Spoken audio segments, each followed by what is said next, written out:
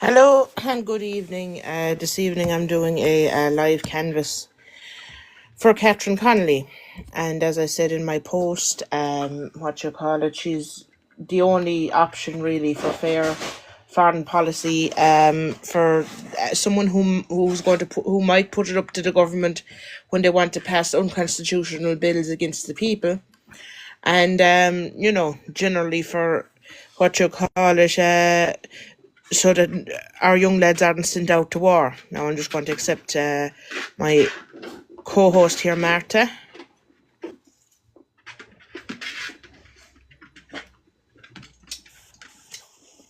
Hello, Hello. Marta. Good evening. I'm good. How are you? I'm fine. How is the canvassing going over the Waterford side? Well, I haven't really been canvassing with the Waterford side. I just kind of did a bit with UCC students for Connolly. That was Yeah, kind of yeah, it. yeah, Just handing out leaflets and stuff. yeah. Um, We got a fairly good canvas. There was a few areas we still couldn't reach, but yeah, overall we got County Limerick fairly well covered, I think. yeah. Yeah, no, the lads who were doing it in Waterford, I think, they got a good bit covered as well. Mm. Yeah. But what was I going to say, Andrea? How where you did hand out, did you encounter anyone who was a bit of a difficult article, we'll say? The only difficult one I had was I went to hand a leaflet to an older couple, a man and a woman, maybe in their 60s, I'd say. I was just like, hi, would you like a leaflet for Connolly for President? And Joanne goes, oh, God, no. And then this really posh voice. And then they thought they had walked past me, but I saw her out the corner of my eye giving me a middle finger. This was on campus, like right outside the library. So, other than that, no, all the interactions were positive. Yeah. Yeah. Well, I'm having a small little bit of technical difficulties. I had 30 reasons to vote for Catherine Connolly on a Google Doc, and for some reason I can't open the feckin' thing. Oh, no. Yeah. So I'm just here trying to get it open. Did you encounter any difficult people while out canvassing in Limerick? No, not really much. What you call it? There was a few people that said, kind of no, that they don't, kind of no thanks, basically. But other than that, no, not really. Interestingly, mostly young fellas. That was the same What with you call it? me. When I was handing out leaflets, it was always like like lads my age who were like, no, thank you. They wouldn't stop and say anything though. Yesterday, I No. had a couple lads stop myself and the other guy I was canvassing and asking like, well, why should we give us one reason why we should vote for Connolly? So we're kind of just talking to them for a while, and they said fair enough then. So hopefully that was two vote spoilers converted, but I don't know. Hopefully. The one thing I'm really worried about with the students is like a lot of students just aren't going to go home to vote. And like here in Cork, it's Jazz Weekend this weekend. So a load of them are just going to say, well, I'm not going to go home at the weekend. I'm just going to stay up here in Cork. So they're just not going to vote. Even if they're saying they'd support Catherine. Like I know with a lot of people, like in my course, they're like, oh yeah, no, I'd support Catherine Connolly. And they'd be like, well, are you going home to vote? And they'd say, no, staying up here for Jazz Weekend. So yeah, kind of a bit worried about the turnout tomorrow. Like, because the polls show that Catherine Connolly is way ahead in the polls. She has way more support. It's just a case of will that support synthesize in votes, because we know the Fine Gael voters are going to get out and vote. Are all the young people and the Catherine supporters going to actually get themselves down to the polling station? You see that is the difficulty. Yeah. But what you call it? Like overall, I think we need to be mindful, and people who might be sitting there thinking, "Ah, sure, she's a sure ticket anyway. I won't bother turning up." You see, this is where the danger could lie. Yeah, that's it exactly.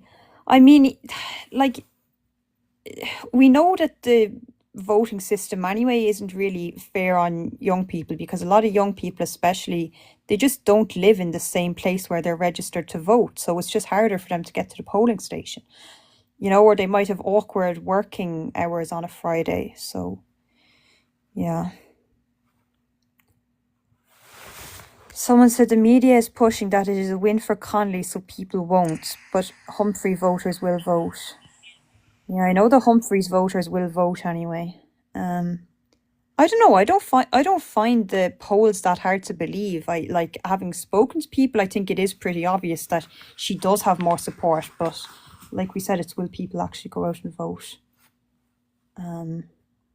Obviously, the very suspicious thing yesterday was that AI video, the fake AI video of Catherine Connolly saying she had dropped out the race. So I'd love to know who put that video out there. Yeah. What you call it? I would say what you call it, largely it.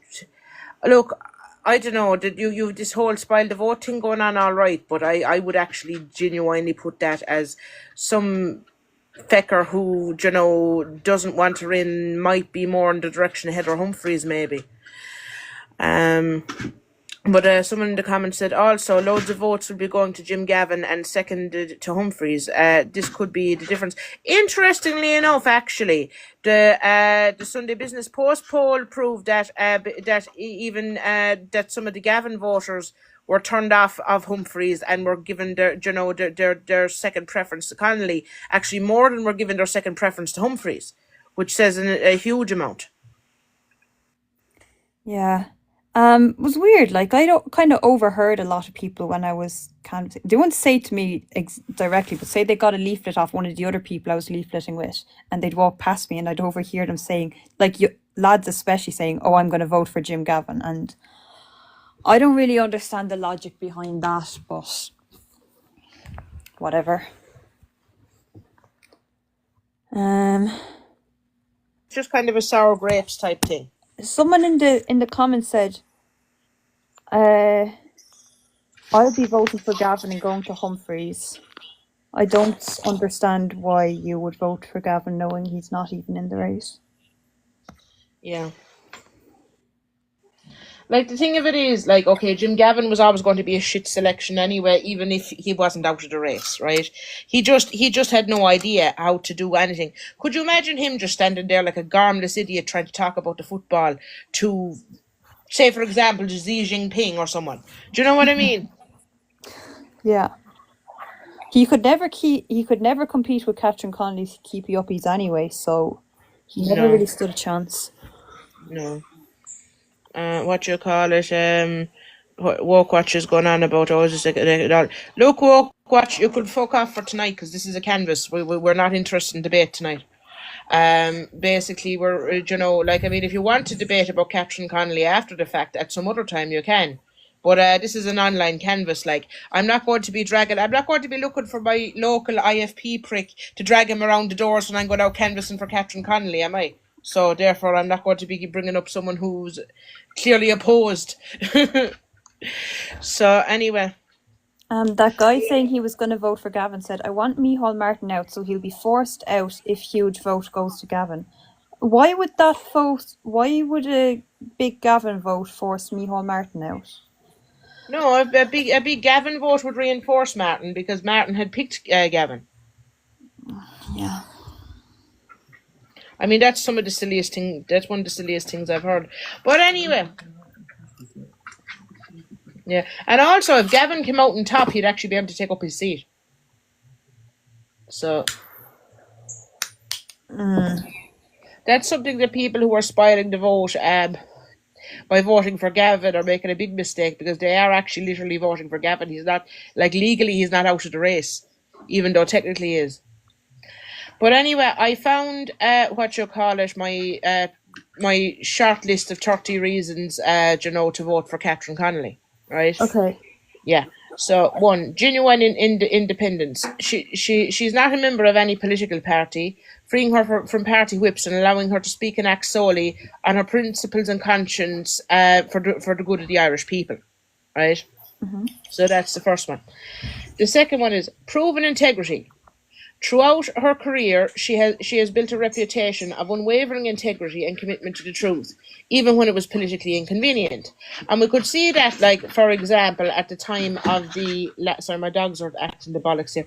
We could see that even at the time of the referendum, because she went against most of the rest of the left. And it was actually like, and this is part of the reason why I'm supporting her. Like, we were trying to figure out a position on that at the time. And it was very difficult, and there was an awful lot of things there. And I was saying, I don't trust the wording of this, right? So basically, we kind of looked at things and that, and it was Catherine Connolly's argument that actually swayed it internally with our crowd. So so and I mean, like, she took an awful lot of flack for that from the rest of the left. And and we took a lot of flack from that for the rest until the ninth hour, when they kind of started to realise, when the disability groups started coming out and talking. Because at the time, the disability groups were being threatened with their funding not to come out and talk. So I mean, like, there's an awful lot, to be said for her and things like that. Yeah. And as well as that, she has repeatedly supported rural people and the west of Ireland, even when it was, and including farmers, even when it's been politically unpopular with some of her own side. So basically, like, in either direction, she's not afraid to go for what is right, regardless of who's making what argument. Yeah. Yeah, she was kind of one of the first people, I'd say the first person on the left to kind of say, like, look, this referendum really isn't, the proposals really aren't good. Yeah, it was her. It was her and one of the High Court judges. They were the only. They were the two, and they were, and like, basically at the beginning, I said, right, lads, we had a big debate over it at the time, and it was kind of a thing of, well, like, they said, look, we'll do whatever you want to do, because, like, at the time I was the only woman in leadership. So basically, I said, look, this smells to me of, at the time they were going through the green paper stuff and trying to tier disability and things like that. I said, this smacks to me now like a means of getting out of some of their obligations towards carers at the time. And she made the same kind of argument, and she was spot on in that. And, like, the thing of it is that in some things she can actually be a very moral guiding light, even outside of, what have you. Now let's just go through. I think we got a couple of comments there. And someone said, "To hurt Bertie Ahern." I said, if you want to hurt Bertie Ahern now, I'd say you can, like, there's easier ways. He does still live in Dublin, like. Someone here says, the family who were evicted from their home has led to shift to left supporters pulling support. They haven't, because, like, the thing of it is that there is no family that was evicted from their home that we know in actuality. Like, I'll put it to you this way with regards to Catherine Connolly, and she's bound by rules of the Bar Association. So, I mean, the thing of it is that if you want to look at that, if you want to look at Heather Humphreys actually voted for evictions, which is, a very... Connolly was following the law which was set out by the government. How people are going to blame Catherine Connolly for this, I don't get it. You see, this is it. They'll blame Catherine Connolly for that, but not for the woman who was supporting the bills that allowed the continued evictions and basically sold our country to the banks. Yeah. So that's basically it. Like, I don't honestly get that argument, but that brings me to my third point. Consistent principles. Her voting record and public statements show a remarkable consistency on issues of social justice, human rights, and democratic accountability. And what I find funny is, and people's main argument against Connolly appears to be because she's not flexible enough in her models for him. Like, I mean, they go on about some of the Russia stuff and that kind of crack, but she has said the exact same thing from the exact same playbook throughout every conflict that has been seen in her 30-year career. So I don't get where they can suddenly, like, I mean, there was a guy in the comments of the thing announcing this that I put up, and I actually did a big argument with him about that, because, like, I mean, the thing of it, by that metric, like, everything to the right of people before profit is pro-Israel if Catherine Connolly is pro-Russia. Do you know what I mean? Yeah. So that's... I mean, like, even something I noticed in the debate the other night, they were saying, like, Oh, Catherine, if you were president, would you meet like unsavory characters like Donald Trump? But then, like 5 minutes later, you're like, "Oh, why did you meet an unsavory character, Assad?" So it's like Yeah, 1 minute they're saying, "Would you meet unsavory characters?" and the next minute they're criticizing her for previously meeting unsavory characters. So, yeah. and they can say like, "Oh, You she see, she went to Syria under Assad." Surely Micheál Martin went to Israel under Netanyahu. So, Micheál Martin also went to Syria under Assad, and he was yeah, photographed shaking his head. yeah. Anyways, So I mean, this is look. The whole thing has been nothing but an absolute display of the utter lack of journalistic standards in this country. The utter lack of any kind of fair play, of any kind of decent, genuine argument. That has been what this whole election cycle with for the president. Yeah, and as Ma'am just whispered in my ear, our moral conscience. But just about to say, Noam Chomsky here saying, "How are you? How are you? I meant to text you back actually, and I completely forgot about it because I was doing something when you text me, and that happens to be the nature of ADHD. There was nothing there was nothing meant by that." But like Martha can tell you, like I often forget to. Do you know, like I could be doing a thing and somebody send me something important and it completely slipped my mind until about fucking 12 o'clock at night. oh, I'm the same. Yeah. I'm so bad with texting And people then, back. and then what usually happens is it gets too late and I said I'll text him in the morning and then it completely goes out of my head for days until I see him again. Yeah, And and then when it's like a week later, I'm like, I actually feel like it's nearly more rude to reply to them now at this stage. Like, yeah, yeah. And then you're kind of in tinterhooks because you're thinking, oh Jesus, do they think I'm out with him? yeah, How are yeah. you? How are you? Hello, Gran, not a bother. How are you? All good? I'm Yeah. good. Yeah, We're no. here. We're here doing an online canvas for Catherine because it's all we can do at this our night. And I've like the broadcasting moratorium does not apply to people who are talking shite online. Oh, So savage. That's grand. That's a good idea. It's a great idea. yeah, Yeah, like you haven't heard any authentic, actual conversations about all of this, just kind of propaganda, really, yeah, from one side, should we say. But yeah. whatever. But how are you finding, like, the opinion so far? Has a lot of people been kind of telling you what way they're voting, or? Interestingly, we actually got the kind of best reception in Carrick-on-Lish. A whole heap of people, and seemingly the other side now, the people who were canvassing the West, got a very good reception in Abbeyfield. But See. yeah, in Carrick-on-Lish, like I'd say about every third door said, save your leaflets, we're voting for her anyway, which was brilliant. Oh, grand. Happy days. Yeah, there seems to be a lot up here now.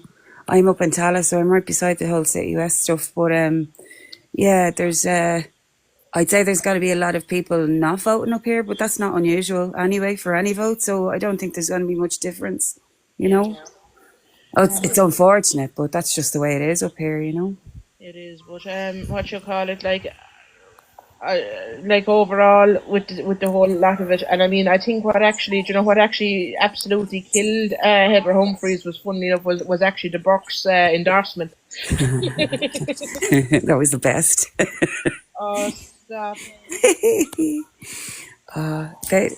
Like it's just so odd to see how the campaigns like rolled out. Do you know what I mean? It just seemed to me that there wasn't a huge amount of thought put into it, or there was the wrong kind of thought completely put into it. Do you know what I mean?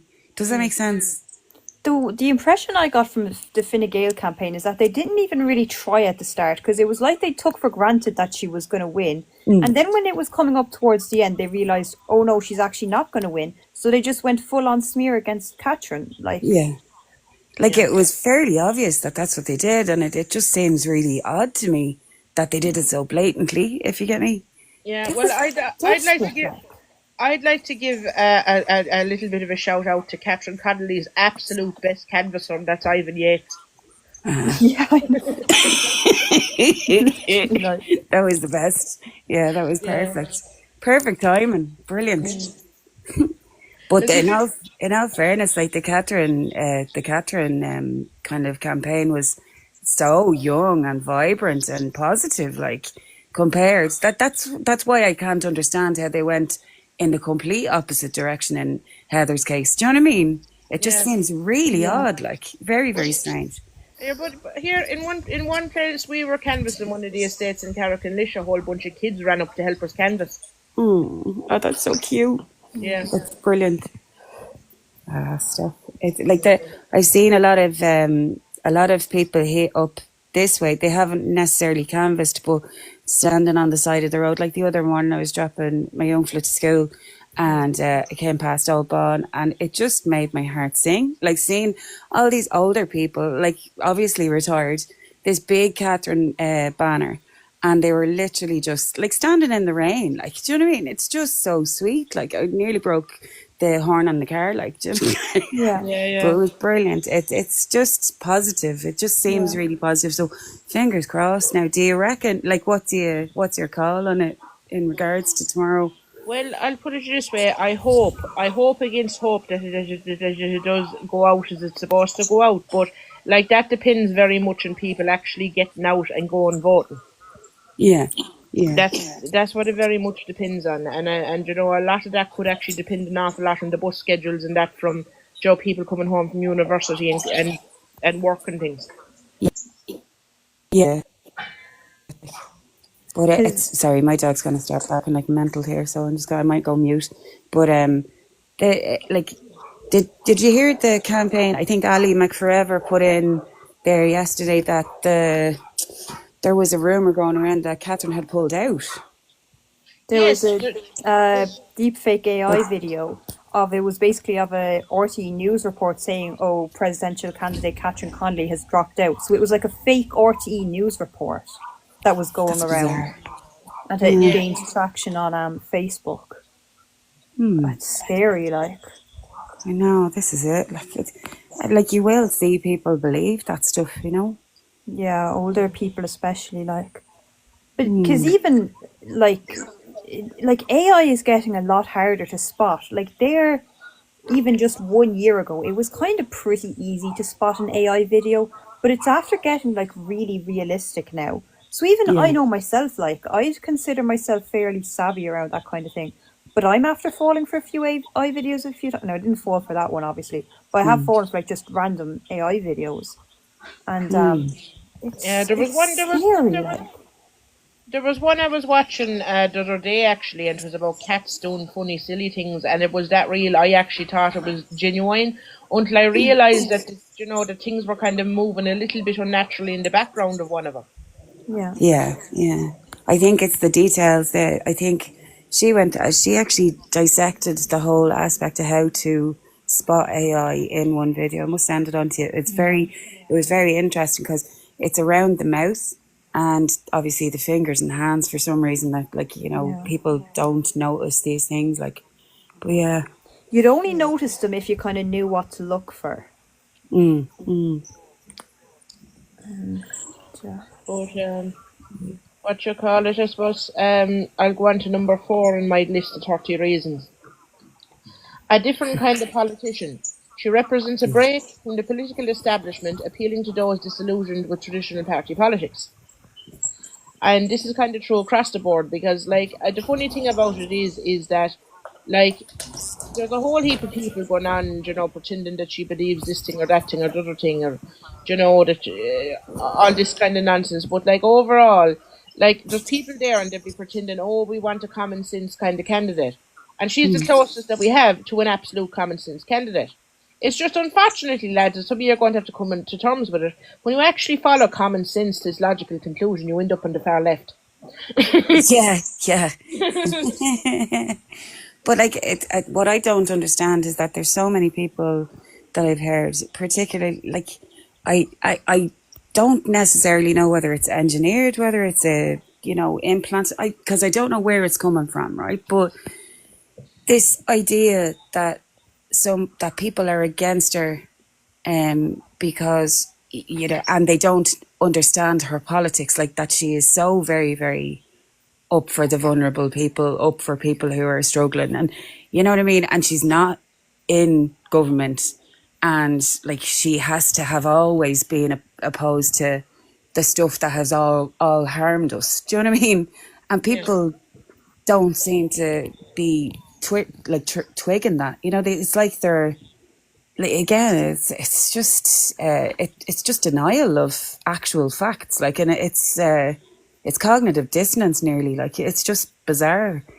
But like as I say, I'm in Tallaght, so like socioeconomically, this area is fucked. Like, and has been for years. Sorry, but it's No, messed up. no, you're allowed to swear. You're just not allowed to say anything that might get the life taken down. Oh, yeah, grand, no problem. Um, no, you have to stop me, as you say, ADHD here too. Like, Yeah. but the it's like this area has been consistently ravaged, and it's not policed clearly, as we can see in the last couple of days. It hasn't been policed for years. Like, I've lived up here for a long time, and I've never seen it policed efficiently or effectively.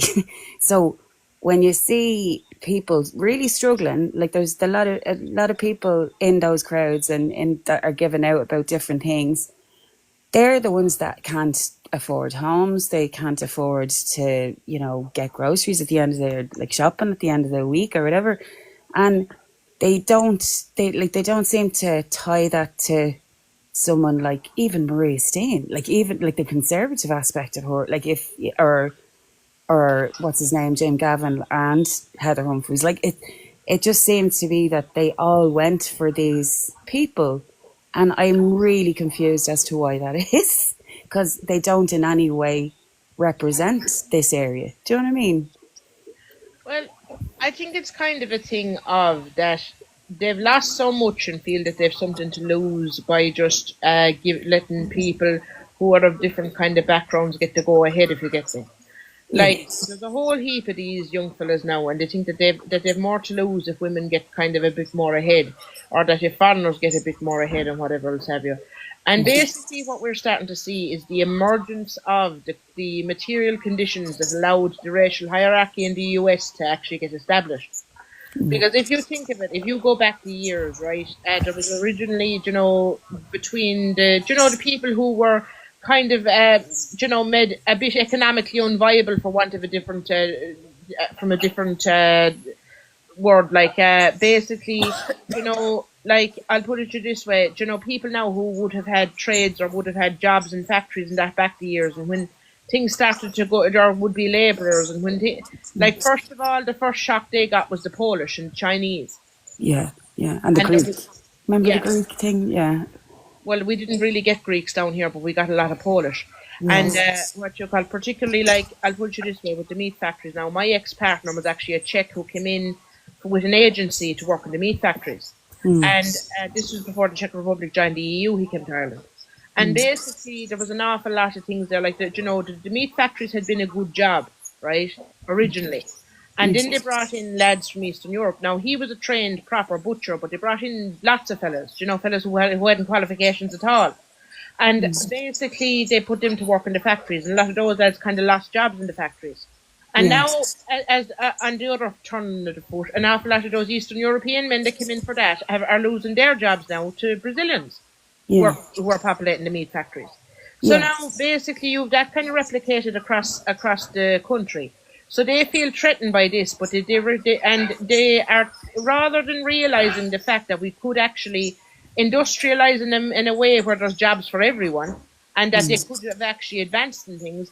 They're following the kind of politics where the people that lost them their jobs in the first place come from. The likes of the people who actually owned these places and decided that their years of service wasn't worth feck all, and that they could import people from wherever cheaper. Like, there's more than enough work to be done, and there's more than enough production that could be happening in this country for us and everyone else, regardless of what colour, class, creed, colour or kind you are, to have full and plenty, which has all been skimmed off at the top. And because all of that has been skimmed off at the top, they have plenty of money to put into, campaigns behind the likes of Maria Steen or behind the likes of Heather Humphreys or who have you. But you So see, like the Maria Stain side of things, like you remember during the marriage not the marriage referendum, the divorce referendum, and the sixth, and then even the Nice Treaty. I remember the Catholic Alliance and there's Libertas and the Iona had heavy amounts of money put through the campaigns of different people or different sides of referendums, purely because it was a religious aspect of keeping Ireland religious or keeping Ireland Catholic. And you're kind of going, like, that's been known for decades. You know what I mean? So how is it that it's still being allowed to perpetuate, you know what I mean, throughout different elections, even whether it be general elections, local elections, or referendums, you know? So or this, the presidency, like, so it's like it's a conservative kind of push, but it's not just yeah, conservative now. It's always been from a Catholic perspective, like, or you know, like pushing yeah. that kind of narrative, like. So it's But go on, sorry. no, I just said that I'd MJ up because she said a couple of things in the comments, and we were having that good of a back and forth. I didn't get a chance to read out what she said. But I'd No, also like to say hello to Ashton Dice, who's voting for Connolly. Joe Ashton comes in the odd time to lives, and she's a lovely girl. But anyway, continue. Sorry. oh no, sorry. Does MJ want to talk?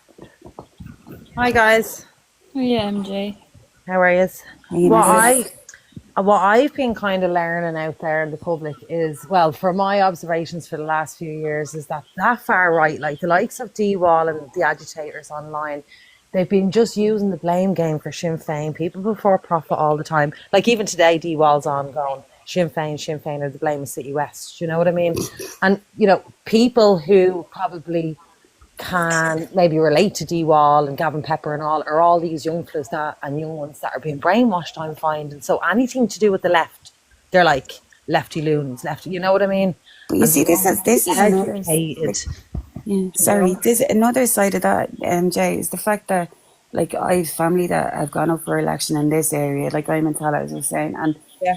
like there has always been an agitator kind of presence against Labour, Sinn Féin, and those. Now, don't get me wrong, I'm not a fan of Labour, but and I wasn't never a fan of Sinn Féin before now, like in the most recent years, but the idea that there are people in socioeconomically challenged areas Yeah. challenging and having an issue with those people who or those parties that have done the most within these areas.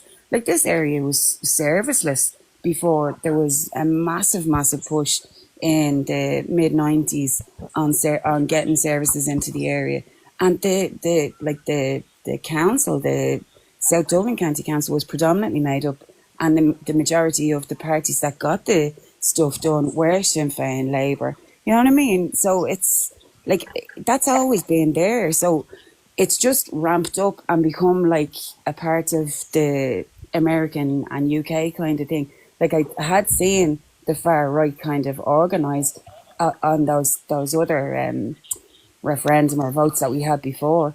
But to this level is a bit different, and I don't know why that is. And I'm trying to figure out where it's at, like what the direction or where it's being directed from. If you get me, you Yeah, know. get it. Like it's easier to punch down and to look down. Do you know what I mean? So I try and educate people, then, and they say, "I don't know. I don't know." Do you know what I mean? They're happy to Mm. go with whatever they have in their head, and they're sticking with that no matter what.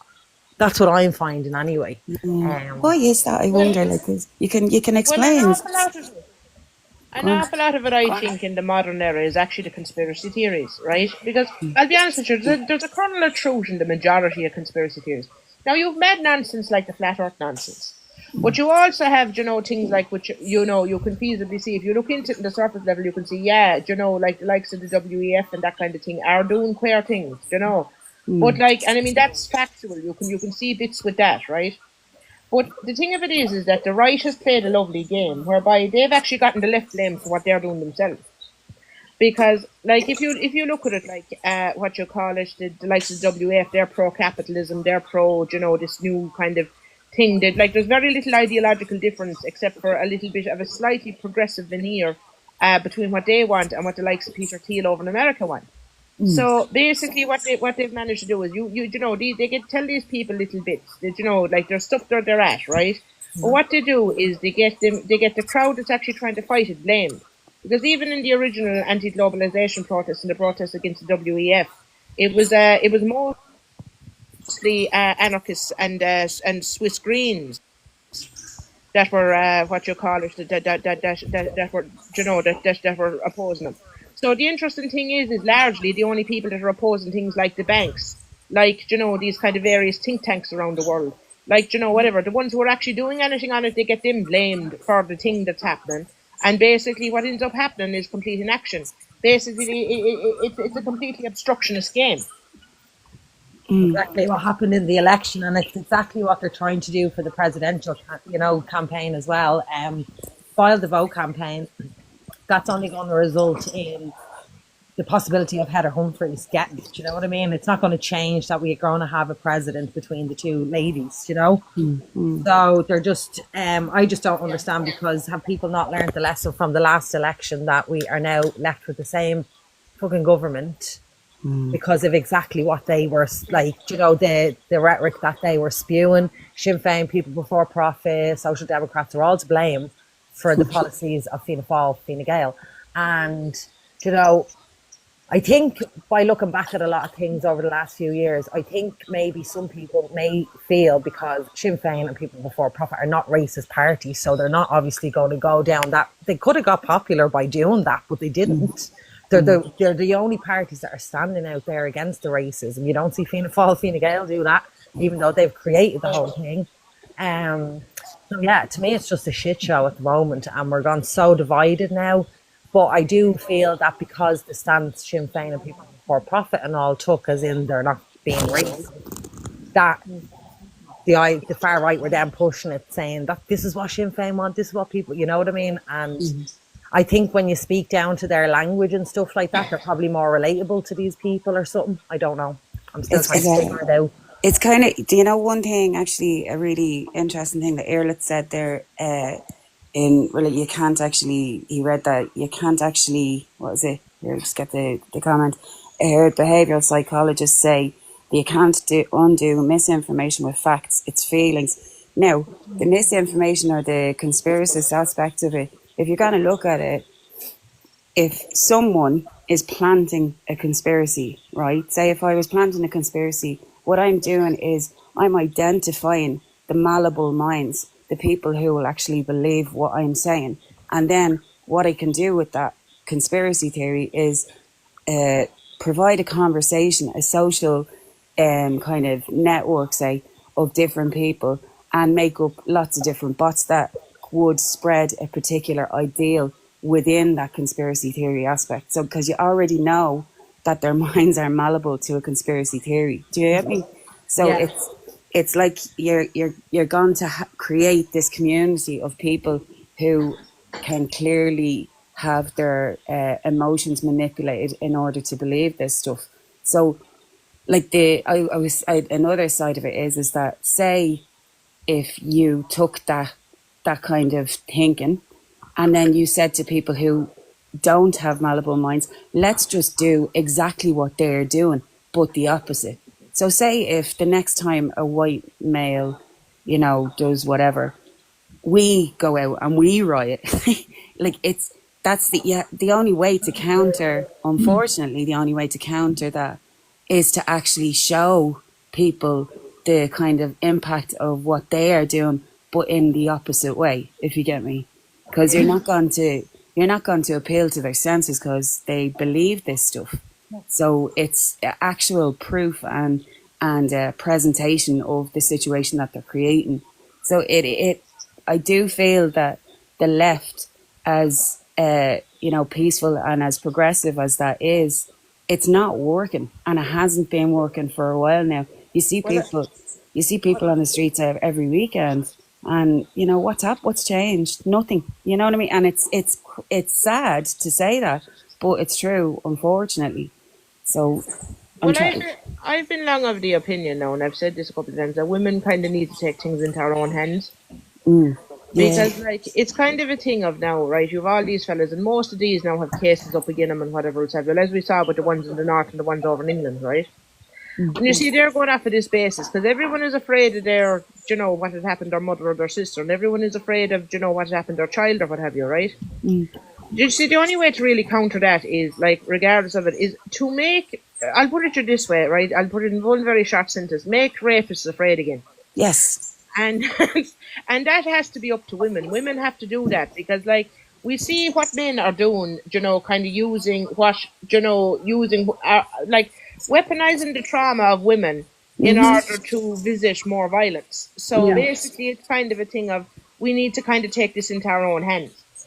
And I know this is, and we're canvassing for Catherine Connolly, so I'm not really going to go into what that may entail because this is my own opinion. And I would like to state this is completely separate to Catherine Connolly. Yes. But, Yeah. what you call No, it? but it's Yeah. also very, very something like she would that she would definitely counteract or interact with as a topic or a subject, because the idea that this is going on, these things, these protests, shall we say, put it in a very nicer way, um yeah, these protests are going on now. Everybody on the left is held up and actually busy with the Catherine Connolly thing. And this is, I believe, why it's happening now. And it's a disruptive aspect of it. Do you know what I mean? To make people confused, make people not engage with the vote now on tomorrow. And it's just going to, people are going to get sick of politics and they're going to walk away from it because of the last couple of days. So they're not Yeah. going to engage as much. So if there was, say, I've been looking, and like I have very, very little ability to kind of organise in this way, but is there a protest to say, as Irish women, we don't feel safe? We don't feel like, is there something coming up that we can all get behind? Because it's like the time that the Polish women went on strike. You know what I mean? Like that needs to happen, like, in my opinion, because it does it, like it, all of these things in the last couple of days has taken the kind of understanding of what's going on away from that poor child. Like, you know what I mean? So it's And like, you I see, don't want to discuss that. Like, you know what I mean? That's the other aspect of it, that it's obviously needs to remain kind of personal to that family and what they're going through. But you know what I mean? Like that, the whole kind of focus has been completely stripped from those people, as it was when the stuff in Parnell Square happened with that child. You know what I mean? So that's the point. It's. I don't think that this is very productive for us, and I'd love to see a counter to that. Someone to, like, a group to organise and counter what's going on, because it needs to be a very, very, as you say, female-led thing. You know. and you So see, the thing of it is, as well, is like, and another thing I didn't like about all that was there was actually a huge degree of victim blaming, within the media about what happened to that child. It was, oh, she absconded and she was this and that. But I mean, she was a 10-year-old girl. Like, I mean, for God's sake, if a you, vulnerable 10-year-old girl, and there do, is issues there. You know. like, where was the social worker there was to be with them? Like, I mean, the thing of it is, a 10-year-old girl, if she goes to trying to take a runner, grab her by the back of the hoodie and you have her. Do you know what I mean? But surely there's other ways to manage children that you know are kind of used to absconding like that, because that's, you know, one of the reasons the child was in the place. You know what I mean? So they, you know, she couldn't be managed, and that was the point. So yeah, And I mean, look, it's been going on, and as my brother said the other night, he said, like, Maurice McCabe should have been the Tusla. Like, I yes. mean, what's going on with them is nothing short of shocking. Oh, stop. And Yeah. there's hundreds of children disappearing every year. And, like, an awful lot of them are God help us, the foreign children out of the refugee places as Yeah, well. there's 141 this year, I believe. I saw that the other day. I could be wrong now, but that was like just this year, like. Yeah. And the CEO on 200 and something thousand a year with like 6,000 plus travel expenses, appointed by Roger O'Gorman, you know. But I just wanted to say there, because Ashlyn Joyce had a couple of ones there. She was just commiserating with me over, my dog passing away there a while back. Oh. And what you call it? Interestingly enough, he wasn't, he wasn't dead. He was dead about a week when basically we found another little dog that was dumped inside the forestry. Oh, So, what you call it, my friend, what you call it, Elaine is referring to him as Bat too, but his name ah, is, God. Is he but still with you? I saw that you had him in a crate. All right. yeah. No, he's still with me. He's actually beside my leg now at the moment, but he's kind of he's kind of got attached to my mother now, so I think he's putting his CV in there. But Ah, lovely. Oh, well, cuddles for all. Happy days. yeah, but But yeah, Ashton also want to know, what do you make of the banning of the blood sports? Well, the thing about it is that'll take a bit of time, and there's an awful lot of work to be done there. But like the thing of it is, at the end of the day, like things like the coursing and that, or even the fox hunting, like like they're at kind of the end of their road, really. Like there's I'll put it to you this way, like I think we're the last place in Western Europe now where that's all allowed to go on completely more or less unregulated. So I mean, like the thing of it is like, I mean, there is greyhound racing, there is other things that can be done. So we need to try and figure out. I heard that we are. I think I knew at the like last year there were 6 countries in the whole world that were still practicing greyhound racing. I think Ireland are literally the only country to be still practicing greyhound racing. Janie Mac. I need to check that up, but I read that. I think that's probably hare coursing. I think a lot of places still practice greyhound Yes. racing. I think that's probably hare coursing, but yeah, you're probably right. Yeah. Um, But another side, like the hair coursing is more of a, hey, I Kristen. would see it as more of a heritage thing, like, or ethnic kind of pursuit, whereas the fox hunting is not. I Yeah. don't. And like the fox hunting was a way of, I suppose, exerting oppression upon people, like too. So there's a certain kind of history or colonial history to the fox hunting that needs to be seen too as relevant. It's actually even more interesting than that, because to a certain degree, that type of hunting actually originated here, and it was taken by the British and morphed into what it is now. And basically, the Gaelic people who would have hunted with packs of dogs, various game, were banned from doing so. And then the British then were doing it on Irish soil, whereas they'd been banned from that. So it kind of goes way back. Would that be the wolf forest or the wolf people thing in the forests? Would that go back to as far as then? It would go back that far. Shane Mac. That's the way that was the point of getting those people out of the forests in order to colonially kind of, or colonize the environment, by Yeah. cutting the trees down. But yeah, it's funny. It's a mad one. I'm gonna put you on mute for a little while, but I'm here. Okay. Yeah. I have to go now, April, but I'm hoping Catherine Connolly gets it tomorrow. So we're all rooting for it, and I'll check back in with you. Okay, have to go. Yeah. See you later. Absolutely. Bye. See you, Sean. So yeah. But I suppose we'll get back to our list anyway. What you call it? But anyway, 5, fearless advocacy. She is known for her fearless and forensic questioning in the Dáil, holding ministers and powerful figures to account without fear or favour. Which is another. Stop now. We don't need you all starting. See, the problem is now is Mum is after coming out with food to me, and they there's competition now between the dogs for it. But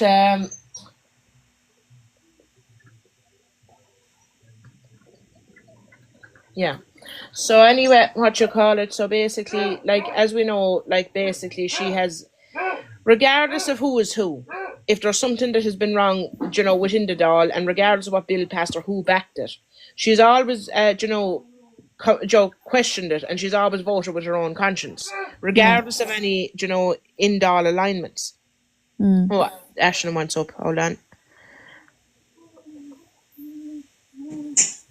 Hi, sorry to interrupt.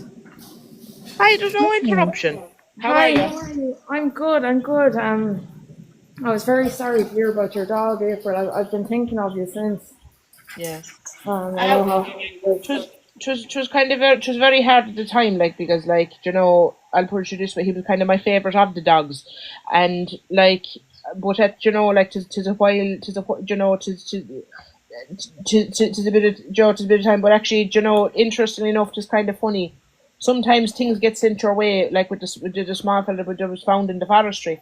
I didn't know that now. God, that's mad. That was Yeah, for a reason. A yeah, sign, I'd say. Yeah. yeah. No, I just wanted to come up quickly. I won't keep you. Just I worked in social care and social work for a while, Mm, and I know a lot of people are coming out about Tusla recently, but I worked in it about 4 years ago, mm, and I saw all this before. This is going on with years. It just seems to be coming to the surface. Without saying too much, I know about the absconding, and I know people might say, "Oh, if they run," but like they can be so good at it. Like the kids are just they're so clever, and they can. Like I remember we were in a Penny's somewhere, and it was a young girl. She had a phone, and like basically, so we brought her in. It was around Christmas time, and literally she was between the two of us, and next thing gone, yeah. gone. Like, and we ran. At that time, I was a bit fitter. Like it was before the spine surgery, and we ran and gone into the wind. Like, and you ring the guards, and the guards are just like, "Oh, we'll just put out an alert that they've absconded, and after 24 hours, they'll put it on, social media and that." But like, they just go, and it's really hard, for social workers. But um, just another thing is this thing, like, and I don't know, are people aware of it, but there is these men who go around and they collect girls from residential care. I've also been through that, Mm. where we've alarmed doors, we've alarmed windows, we've done everything. We've done waking nights, which means staying up 24 hours. But you can't stay in the room with the child, like that's not possible. And by child, I mean under 17. Yeah. And you can't stay in the room, that's an invasion of privacy. So we alarmed doors, we alarmed windows, we alarmed everything. And these men in their 40s were collecting girls, bringing them to hotels. This was 4 years ago. Like, And but the thing of it is there as well. the guards can't do anything. The guards can't. We've rang the guards and rang the guards and found descriptions, got the reg plates and everything. The guards can do nothing. How though? Like if that was that person that actually took Because the. unless they're caught in an act of some sort, and they're usually gone and back before everything has to be proven for the guards. There has to be proof. When there's no proof, they can't do anything. Nothing. Like You see, what would And the they were legality? I'm sorry. they'd buy them, they'd bring them away, and they'd be missing, and they'd be all over Facebook and that, and they'd bring them away, and they'd buy them drink and give them cigarettes and give them money and abuse them, and they'd come back and they'd say nothing because, like, these kids, are damaged. It's all they know too. Do you know what I mean? Like, But they're groomed to do that. Like yeah, groomed, but prior to that, they've been through it. Oh yeah. Some have been through abuse, so they have very little self worth as it is. So I left the social care because I couldn't stick it anymore. I couldn't stick what was going on, and nothing was being done. I felt like, so what I did was I went in and I went back. I did a postgrad in further education teaching, and I started teaching in youth reach. So in youth reach, I had kids coming in from care and things like that. But what I would teach them is self esteem and life skills and SPHE, and I felt like that was the way to target them, because I felt like in the social care I couldn't do enough. You Yeah, couldn't give absolutely. And your, like the aspect of kind of neglect or kind of yeah, how learning to look after difficulties as yourself. well. Yeah, exactly. Yeah, and how to look after yourself, and how to respect, and self esteem and counselling and things like that. And I felt that was a better way, because as a social care worker, you're essentially going in for 24, 12 or 8 hours, and you don't have time to work with the kids. Kids, I mean, I worked with from about 12 to 17. And you didn't have time to do any of that. So I said, right, I have to get at this another way, because, I did my BA was in psychology, Yeah. and so now I'm a teacher, a further ed teacher, which is a bit different to mainstream. I deal more with like DDT, dialect behavioral therapy, and life Great. skills Yeah. and interpersonal skills, and you know, teaching about like coping strategies and instilling kind of self esteem. And I'm sure we could all do with a bit of that, like you know. Absolutely. Yeah, I can teach it, but to say that I lack it myself at times, you know what I mean? And but yeah, no, I'm just sorry, April, to interrupt. But Yeah, I'm voting Connolly definitely. tomorrow anyway. And No, but it's just something I want to say on your point as well, because like an awful lot of it is obviously, of course, due to understaffing. And with regards to Slidden as well, is you have the other issue of like, and there's someone I know who's doing social care at the moment, and basically the process to actually get in is so difficult with TUSLA. Like they could leave you for through an interview process for 12 months, and you have to get a job somewhere else in the meantime. That kind of a way. Yeah. yeah, well, I got in fairly quickly, but I find that the issue is that I went back as a mature student, so I was doing social care 20. I'm 33 now, and I'm teaching 6 years. So yeah, it was just a long time since I worked in it now, I suppose. But all this stuff was going on when I was working there. I had my degree at the time, but I got in fairly quickly. But the problem is a lot of people who were doing social care now, it's a different degree to social studies, is a different degree to psychology now, but there are a lot of them, and it's no fault of their own, but a lot of them that I worked with were just out of college, so they were only about 23, 24 or younger. And I found that, like, as a social care worker, I'm talking about now, not a social worker, they deal mainly with the paperwork and they get paid a lot more. But the social care workers, they have to make meals for the kids, they have to, plan their activities and all, you know what I mean? Basically, a parent. But I found like a lot of the lads out of school, they just made them pasta and sauce every evening. They were as nearly close enough to the same age as them. Like I know they had the education, but But it's not the life experience. That's no, different. and Like, I and think that there should be for social care work, and we're at there understaffed, but I think there should be a cap of maybe 25.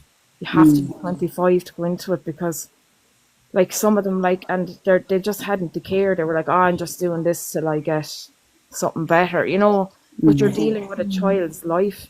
And I worked with another child who was put into the back arse of nowhere up the country in a massive house because of their behavioural issues on their own. And jeez. this house was about 7 bedrooms, massive, like one of the boom mansions.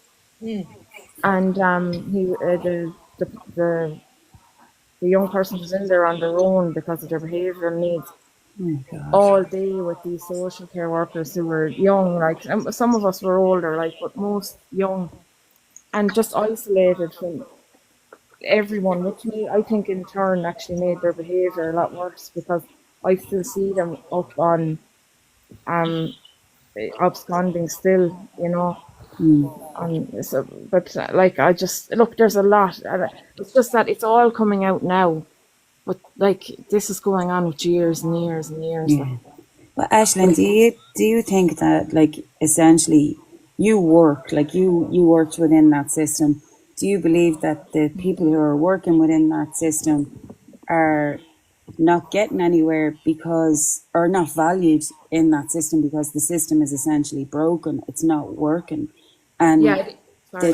the fact that like the fact that you like I can totally understand you'd need meaning and purpose in your life, and what you're doing now is extremely admirable. I really appreciate that what you're doing because it's as you say, it makes a difference, and that's the point. The social setting or the social kind of conditions for those kids who are put into care, it doesn't make that difference. It can't make that difference because it's not working. It's broken. It is completely broken, and I think a lot of people get deflated and lose. They get desensitized in that work as well. And I kind of not to make it up. I'm just trying to say about myself because I don't want to say too much about where I work, that kind of thing. But I promised myself that if I ever get to a point where I'm desensitized or I don't have the passion, I'm going to leave and just work somewhere else. because if you, and I've worked with people who have just lost all care, and they just don't give a feck anymore. And it's understandable because they have their own issues and things like that. But I think when you lose it, you need to go straight away. There's a lifespan for that job. I think it's about 8 years anyway, isn't it? Yeah. Well, yeah. Some people can keep, like, some people are brilliant. They have it natural. They just fantastic. Like, there is some unbelievable people in that social work. Like, they would literally give their own life for the children they're working for, you know. Yeah, So no, I it's know. not, I worked in the mental health and addiction, and it's exactly the same in the yeah, kind of a community support rather than, governmental side of things. So I definitely feel that over the last, like, it's, you can see it in this area, over the last, say, 15 years, you've seen a careful erosion of all of those charity or community supports, and you're seeing them all being kind of brought to the government side of things, which they're all kind of primary care now. It's not, you can't go to a local community service that actually deals with one specific issue. So it's kind of like they're trying to get the whole social care under their control, but even with that, they're missing so many parts of the whole puzzle, and by doing that, they're completely ignoring what's not working. yeah. No, it's a disgrace, really, to be honest. And I think that we have to bring in, like, there's a lot to be done. Like, there has to be legislation brought in around people who take people from residential care, or like, usually it's a slap in the wrist, or they're just brought back, or look, the whole thing needs to be uprooted, like, completely, and Tusla needs to be completely brought to A a close. breakdown, a close, and then broken down into, as you said, kind of smaller community. And this thing of privatizing the social care, that has to all stop as well. And getting money, monetizing it it's just, It's like, ruining it. it is. And it's just that what drives me mad is that I remember at the time saying to my father, was saying, why'd you leave that job now? Do you know, state job, this kind of thing. And I said to him at the time, I goes, you've no idea, I said, what goes on. I said, I can't stick it. I Yeah. can't stick the fact that I can do nothing. And he said, oh, Asher, like, and he rang me there on Sunday. Sorry, what day was that awful case, that awful assault? I think it was Whatever. Monday or Monday, yeah, Monday or that Tuesday. day. He rang me and he goes, oh, Jesus, he said, you were right there. And I said, I know. I said, I told you. Yeah. Because he's 88, he's an end of life, but he sees now, he's watching, he's not able to do that anymore. He worked until about 3 years ago. Fair play to But him. yeah, now he's watching the TV all the time. He's after turning against religion now. He's gone against the Catholic Church. All his life devoted, like, we wouldn't get supper if we didn't go to mass.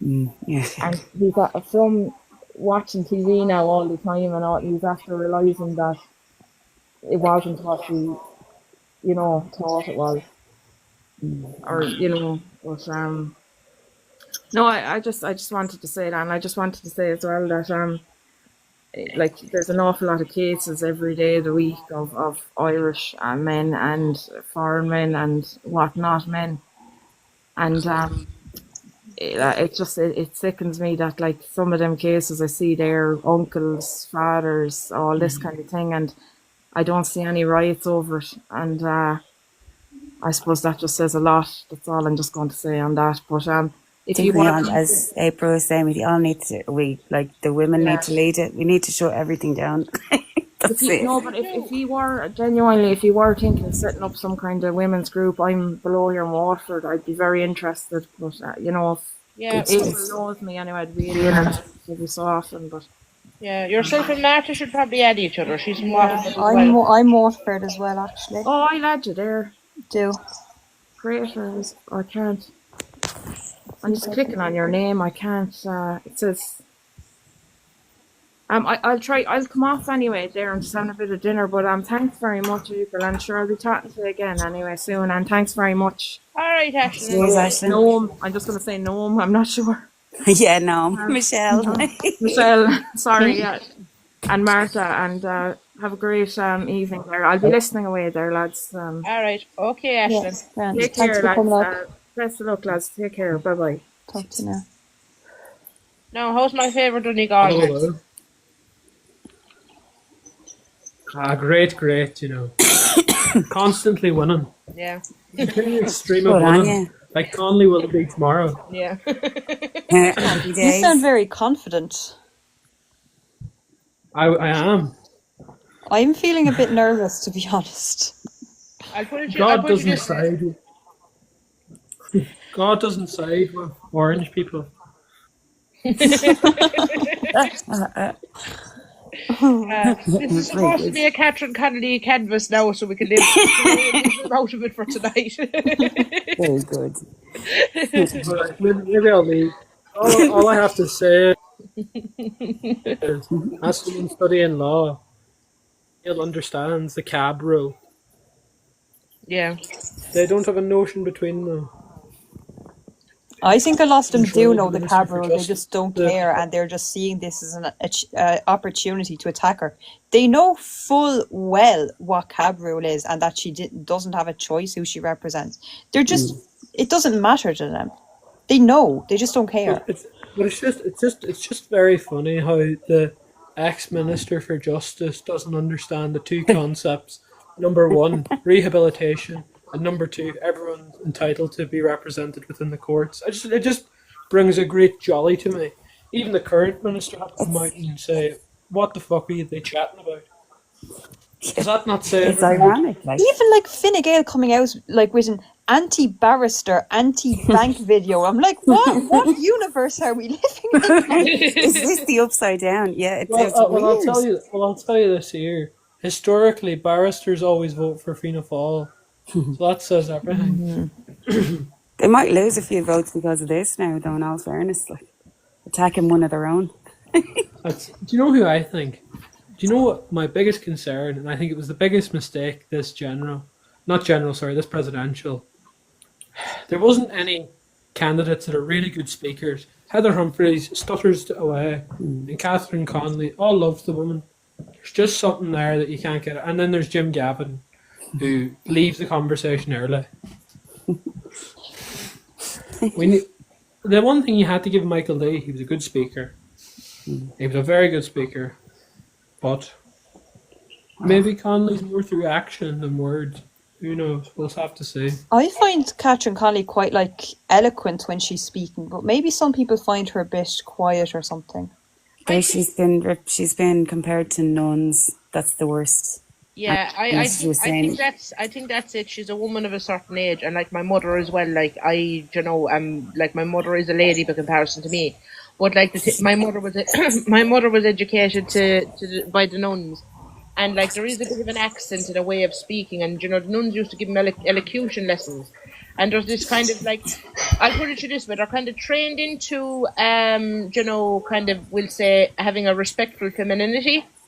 That kind of doesn't do them favours in political debates because, as we know, like, when you're up, like, say if she was up against a man now who'd be more of a shouty type, she'd have got drowned out.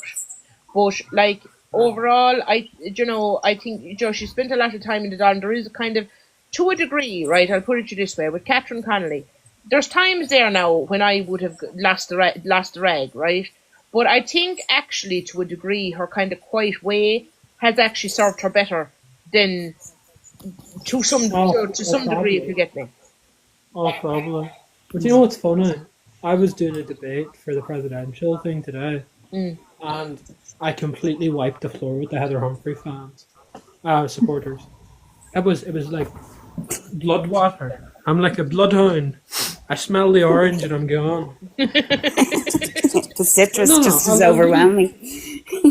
No, I'll give you this point here. Someone on Heather Humphrey's side says, "Well, you can't really." Sorry, Blend, you broke up there. Order. You don't. I know, and then I said this here. We missed the first part of what you said. They were saying that, like, oh, you can't really critique Heather Humphrey because her husband was a member of the Orange Order.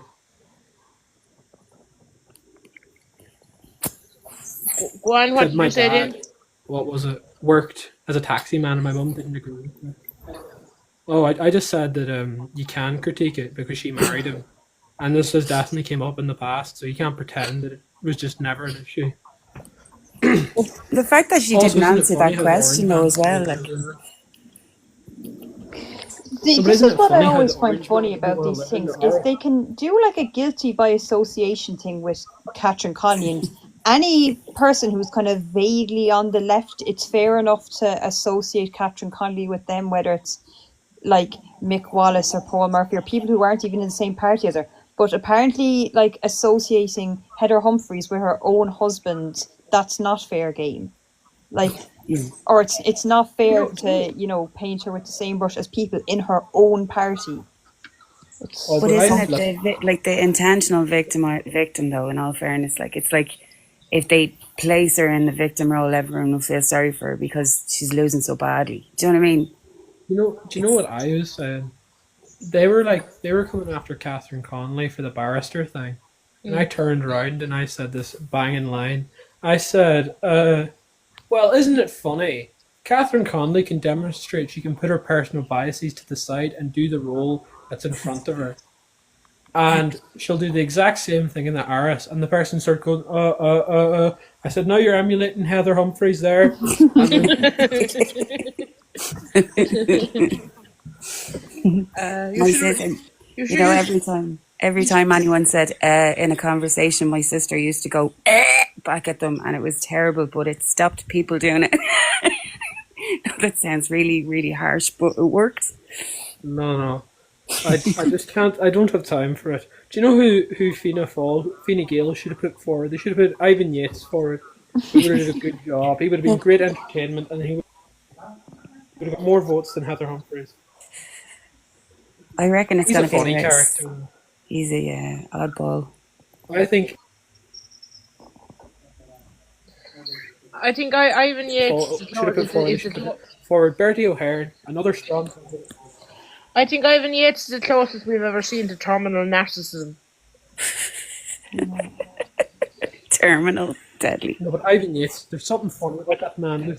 There's a soul in those eyes, an evil soul, a soul. A stolen soul.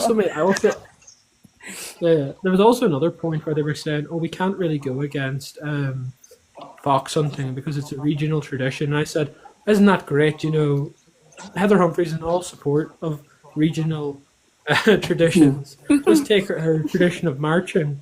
The person went.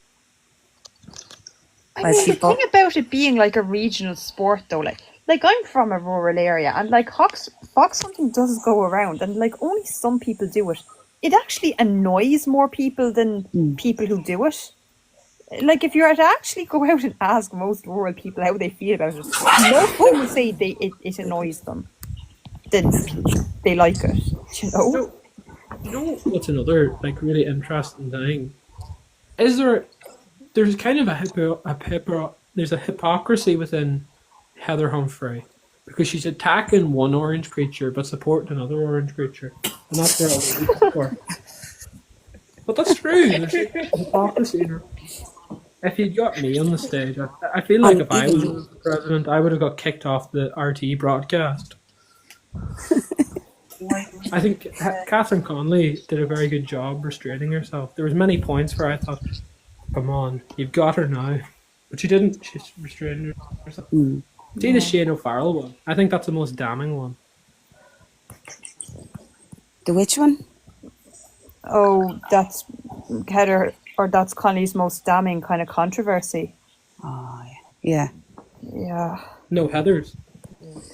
Oh, yeah. I think because what did she say? What did she say live on air?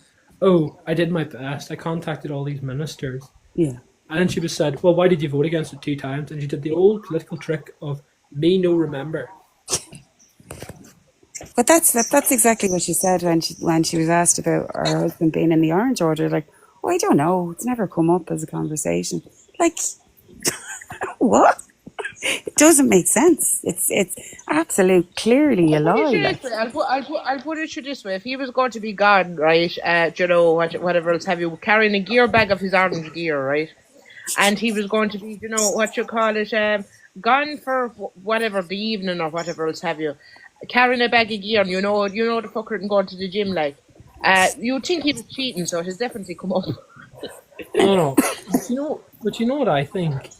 She could have turned it. She could have said, "Yeah, my husband was a member of the Orange Order, but it's a hateful, bigotry-run organization, and my husband was wrong, and it's a serious mark on his character." And she would have got a lot of respect, but she didn't do that because she. Well, you see, the other thing then is as well is he doesn't even want to live in the Irish, right?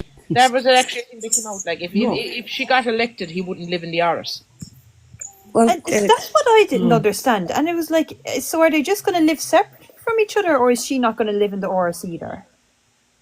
I don't know. She's going to work. She's going to work from the Oris, but she's going to live in Monaghan. I know. That's a failure. A failure. Do you know what I would do? I would write her a letter if she got in and say, "Can I have the Oris? Nice sleeping." Can you give it up for a homeless housing? No, you have to give it to a member of Council of State. A member. That's not going to do escape with you. Hold on now a second. I think you can give it to someone in your Council of State to use.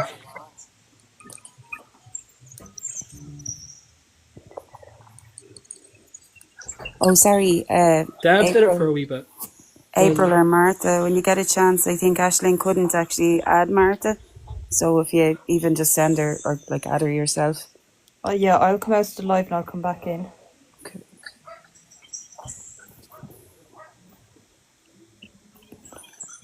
But Anyway, that was great. I'm gonna. alright, but thanks, Blend, and I hope your sectarianism doesn't affect you. No, there's no sectarianism. Your citrus intolerance. No. I don't like this accusation. I know, look, I'm going to agree with you. Being against the Orange Order is very different to being against Protestants, like, but I'll put it this way, if I hadn't tried to do this on behalf of supporting Catherine Connolly, we could go right into it. But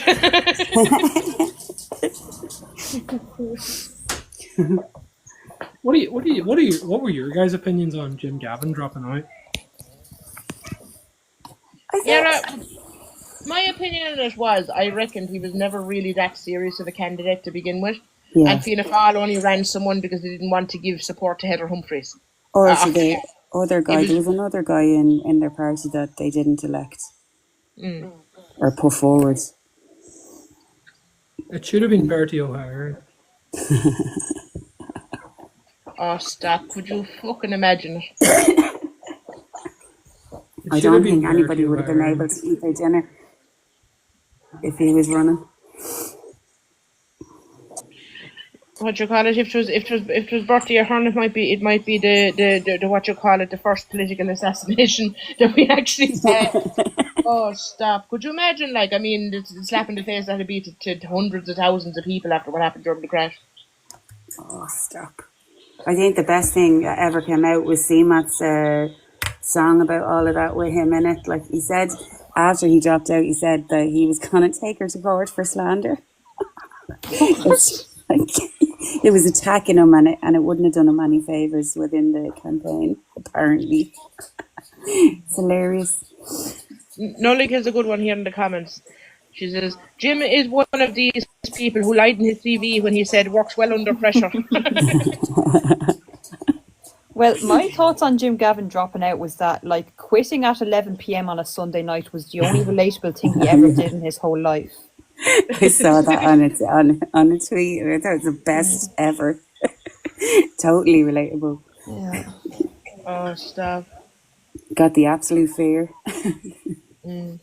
Basically, it was the one and only time he actually connected to Gen Z, quitting over Twitter at 12 p.m. of a Sunday. No, and because he was supposed to be the sports candidate, and this quitting thing happened like a couple of days after the video of Catherine Connolly doing the Keepy Uppies came Yeah. out. So he saw that and he just knew he was fucked. Like, Yeah. Wasn't he followed by a drone or something while he was having a run around the park or something? yeah, and they didn't have permission to have a drone or something. Was that during the campaign or was that before? No, I think that was during the campaign. Gee, Well, I know the funny bit of it is as well. What you call it when you think of it? To be fierce gas if she took both the orders and the Dublin football manager. brilliant. But I suppose we'll get back onto Catherine Connolly anyway because we've taken a diversion through Tussla and the Orange Arc.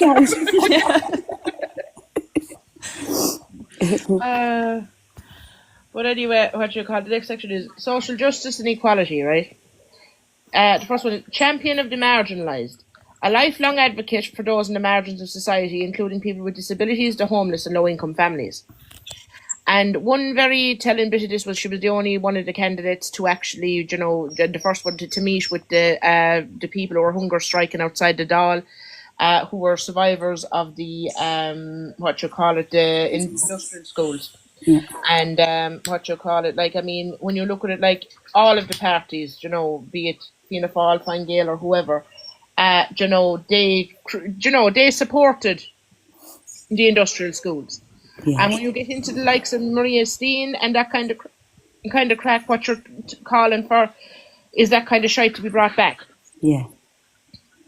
Absolutely. What was your point? This one, the marginalised, standing up for the marginalised. Yeah, like the idea that people would consider Heather Humphreys as that candidate baffles me a bit, you know, especially when like the ineffectiveness when she was looking at the disability. What was it called? Not a referendum. It was a consultation. Like she didn't engage with that in the way that the people had expected her to. You know, she kind of backed out of that. So, like in relation to kind of advocating for the vulnerable, that was an ineffective aspect of her career. Very ineffective. You couldn't say that about Catherine Connolly. You couldn't. No, you couldn't. And the next one then is housing as a human right. She has been one of the most consistent and vocal critics of government housing policy, arguing relentlessly for the state to take a more active role in providing public housing. And Sonos said, Joe, which is Jay from our group, says, didn't Heather vote for a bill that had slashed available funds for disability services by half? She did. Yeah, it was creating the 3-tier level of disability. Whereas, like, not only do you have to prove your disability, which is ableist in essence, it's just discriminatory to kind of, it's like saying high functioning and low functioning spina bifida. Do you know what I mean? Like how it doesn't make sense to me that people with conditions that are medically unable to kind of figure things out in a particular way would then be also discriminated against when it comes to their income. Like it's bizarre. It was a bizarre kind of mistake. And I mean, there's a thing there as well. Like, I actually believe with regards to things like disability and things like that your partner's income should not be taken into account. And the reason for why is, how many people does that lock into severely abusive relationships? Yeah, well, that's coercive control again. Like you're going that was the law that was only brought in there a couple of years ago. So you've got coercive and financial control, which is a massive aspect of domestic. I'm not going to even say domestic, as Catherine would not say. It's a huge aspect of violence against women. It is. And, like, I mean, the thing of it is that it's basically state-sanctioned violence against women. It's state-enforced violence against women. Yeah. Because, like, who is more vulnerable than, for example, you know, a woman, well, it can apply to men too. who is disabled and reliant on their partner. Absolutely. Yeah. You know, and they Yeah. take the Or a one family means, member. or a You family know? member, and they take the one means of support they have off of them. Yeah. Do Yeah. you know what I mean? Mm. And like I think around the same time as that green paper, wasn't Radker being kind of criticised because he was suggesting that the family should look after the disabled people within their family rather than the state. Like, Yeah. so again, as you say, that would lock people into absolute control of another person, another adult, or in lots of cases, you know. Yeah. And just as Jace is here, FFG just want the poor laws back. They want you to go cap in hand to them, so you have to keep them in power. And he said, yes, they genuinely want the poor laws, and you know that is spot on. Like that seems to be where they're going with all of this, because like the thing of it is that you know, as per you know basically anyone else in the European Union, we spend the least amount on you know social welfare of any per you know GDP or even GNI than any other country within the European Union. And that's just man pitting with the small with the forest refugee here. Dogs are going mad in the background here as well. Sorry, that's why I went on. You. But Jay says they still follow the deserving and undeserving ideology. Rubble, stop. Rubble now is getting jealous because Tony's petting with Mam. Love it. Oh, stop! I'll tell you now. We've fierce dog politics going on here. Yeah, there's a little Zoomy here in the background having a fight with some sort of ball of sorts. I can hear it. And Jay says the dogs hate the neolibs. Yeah, absolutely. Fully against capitalism and speed. Stop! I remember one night there was something on the television, and it was a dog I had a while back, and basically she was a pup at the time, and it was one of you know those old Joe Pro things that came on, and Nixon was in it, Yeah. and she got up out of her bed and started backing her like hell at Nixon when he came on the television.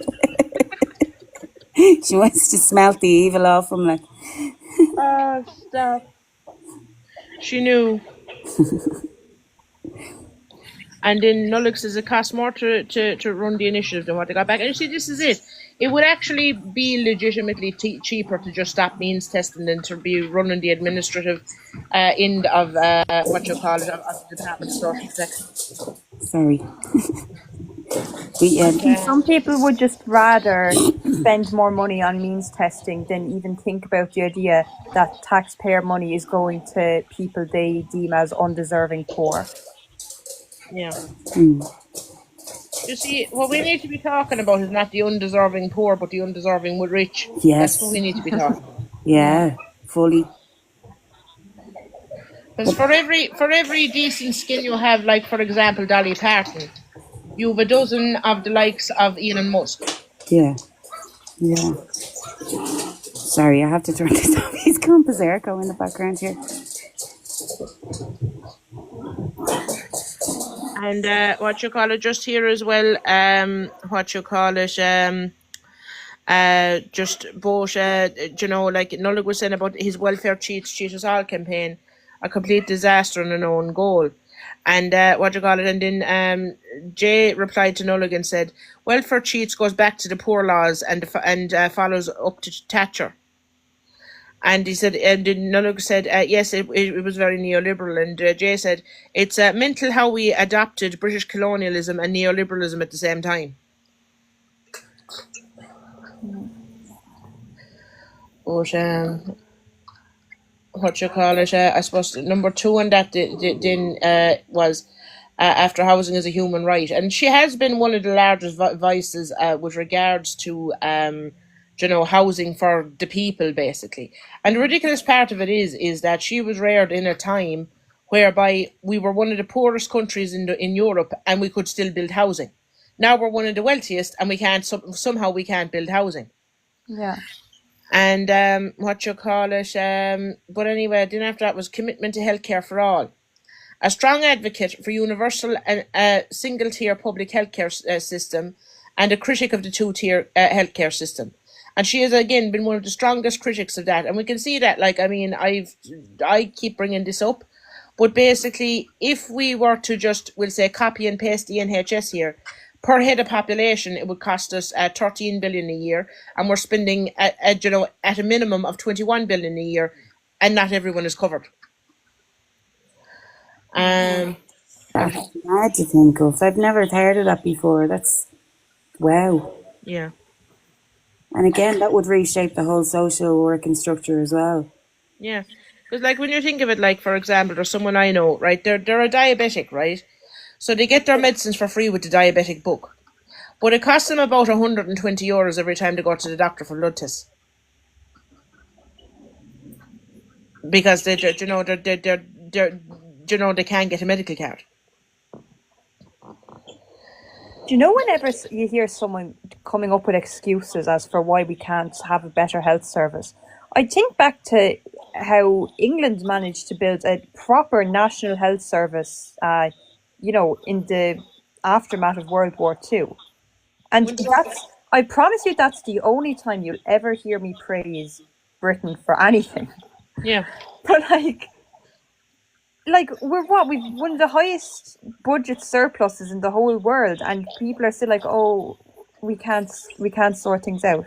Or sometimes you hear people saying, oh, we shouldn't be taking in more people when we can't sort out our own health service. And it's like, we actually can. The government just doesn't want to. It's not that we can't. The government just decides they don't want to. Yeah. And you see, this is it, and it's all ideological. It doesn't make even financial sense. It's just all completely ideological. And much as they like to throw towards the left, oh, it's all ideology. Like, everything that we have right now is to pump up a system that didn't even work in theory. Yeah. But the next bit in was a lifelong advocate for women's rights. Her career, from her time as a barrister to her work with the National Women's Council, is rooted in a deep commitment to gender equality. And, like, there has really been no one in politics that has done as much for women's rights as Catherine Connolly. Like, even things like, if you go back, like, we'll say the repeal of the Eighth Amendment, and that wasn't always universally popular. It was actually quite an unpopular idea if you go back even 20 years ago. Like, if you go back up until what happened, Savita, I can never pronounce the second name. Alapanavar. Yeah, up until what happened to her, it was actually, there was, the majority would have opposed it. Yeah.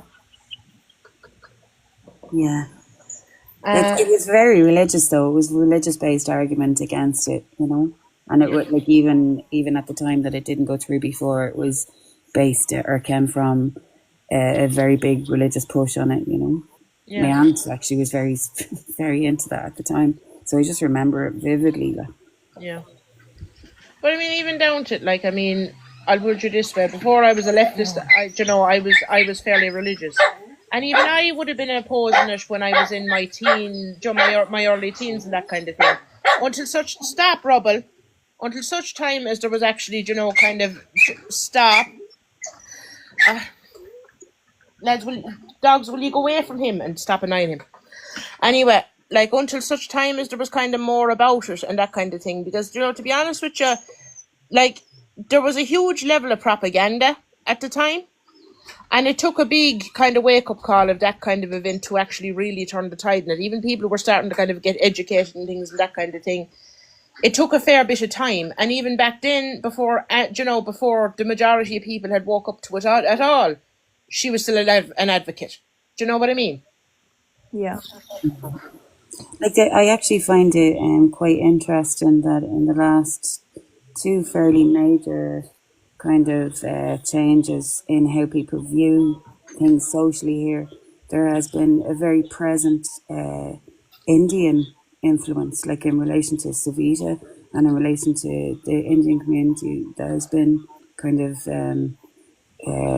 targeted over the last while. So it's quite interesting to look at it in that way. You're nearly wondering why that is, considering that there's, like, if you're looking at statistically, like, black women would be very much affected by infant mortality and poor kind of treatment during pregnancy. You know, so it's it just stood out to me as I unusual. suppose, like an awful lot of the Indian people we have here are very educated, Mm, and they know how to advocate for themselves versus, say for example, the black community. Like while a lot of them are still very educated, like the Indians would be even more educated than ourselves, if you get me. Would they be listened to more though? That's the They would, point. I'd say, and you see, the thing of it is like we'll say racism kind of comes in shades.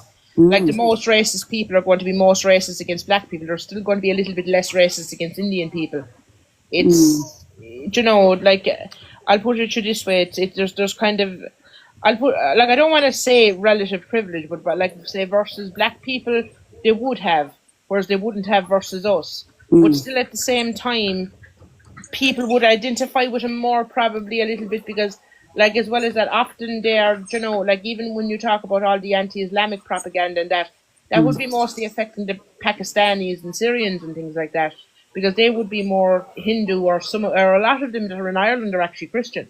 mm, So mm, I think kind of part of that is that, like, again, it's a bit like how we were talking about earlier about the young men kind of going, yeah, as Nullock says, colorism.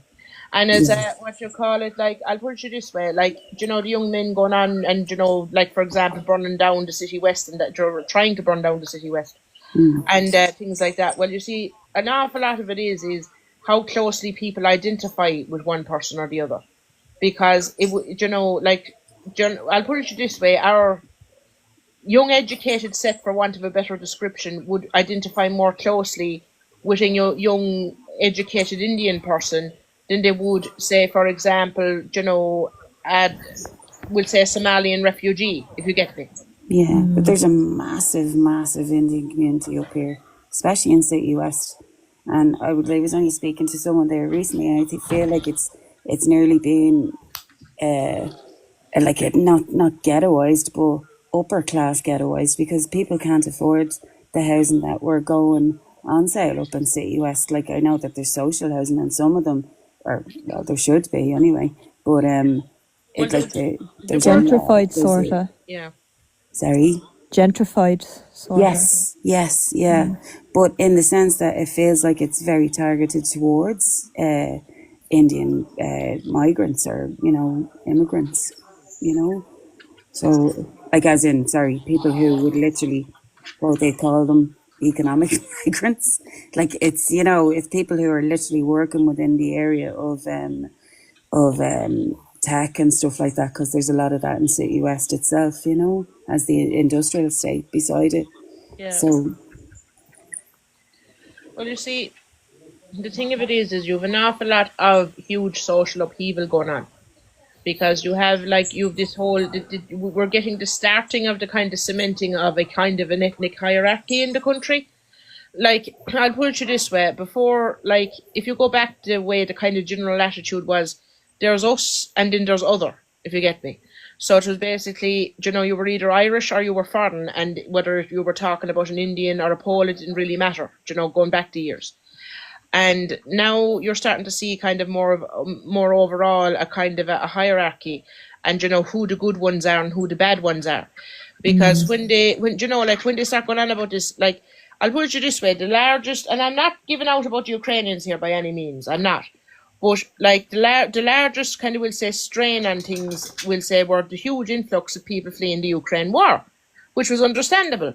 But they've turned all of this to attack the much smaller number of Middle Eastern and African refugees. And there's a very funny, it's kind of like we'll say the hierarchy and the levels of white supremacy that you'd have in America seem to be coming directly imported here now. like, idea that you can assimilate a massive amount of people. Like, don't get me wrong, I know you aren't getting out about the Ukrainians. I amn't either. I'm just saying that it was shockingly hypocritical to be able to open the borders to people who are fleeing Ukraine, and not do that in relation to other places. Like, if you had the ability to do that before the Yeah. Ukrainian stuff. Like, why? How can it be, justified that it's not been done with And I other? mean, You know? the whole thing basically, it became a self fulfilling prophecy. Because if you look at when they were giving out about the Syrians and that, and even when they're giving out about the Syrians and that over in Germany, they forced those people to walk from Syria, to basically walk on foot from Syria through various hostile places, and then were surprised when it was mostly men that were young men that were able to make the journey. Yeah. And Men that actually got reached their destination. You can only imagine the amount of women that have gone and children that have gone missing in that kind of endeavor. Really, Yeah, this whole thing of like, oh, why is it only military aged men? It's like when Irish people were migrating too, it was also mostly young men. That just is the demographic that's most likely to up and move country, because upping and moving country is a difficult, dangerous thing to do. So it's obviously going to be mostly young men. But aside from that, though, mostly young men would be labourers and jobs that Yeah, could and would be widely available, whereas women's job, they're obviously less paid, or paid less, and and harder to come by in a lot of circumstances. And if you are, and women are at a greater risk of trafficking. yeah, yeah, that's it. Like that's what I was saying. You're seeing men of a certain age arriving here, but how many women and children have actually set out on the same journey and not actually made it? yeah, It's Yeah. yeah, odd. I mean, looking back into our own history, there was a kind of a terrible set of events that kind of happened that's kind of not very much spoken of. And I actually learned about this off of an Irish American.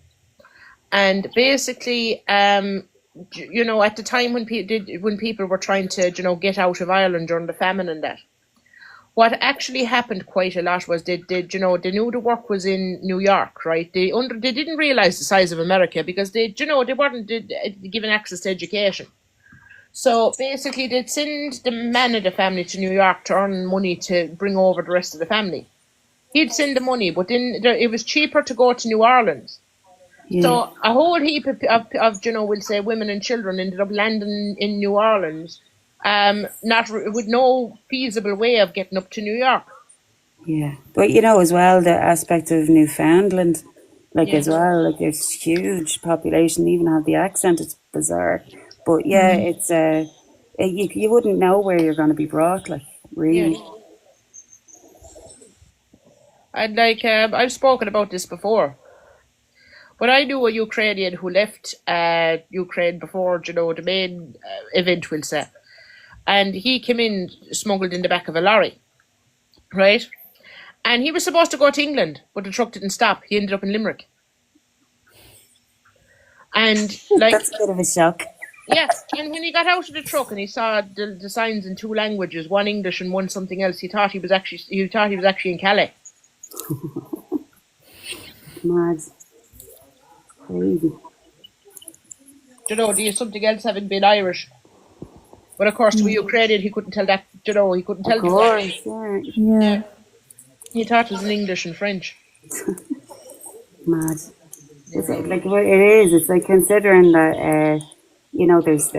there's aspects there's levels to a journey like that as well. Yeah. Someone could turn around to you halfway through and say, "Yeah, your man never turned up. Sorry, I'm off." In on the halfway there, Yeah.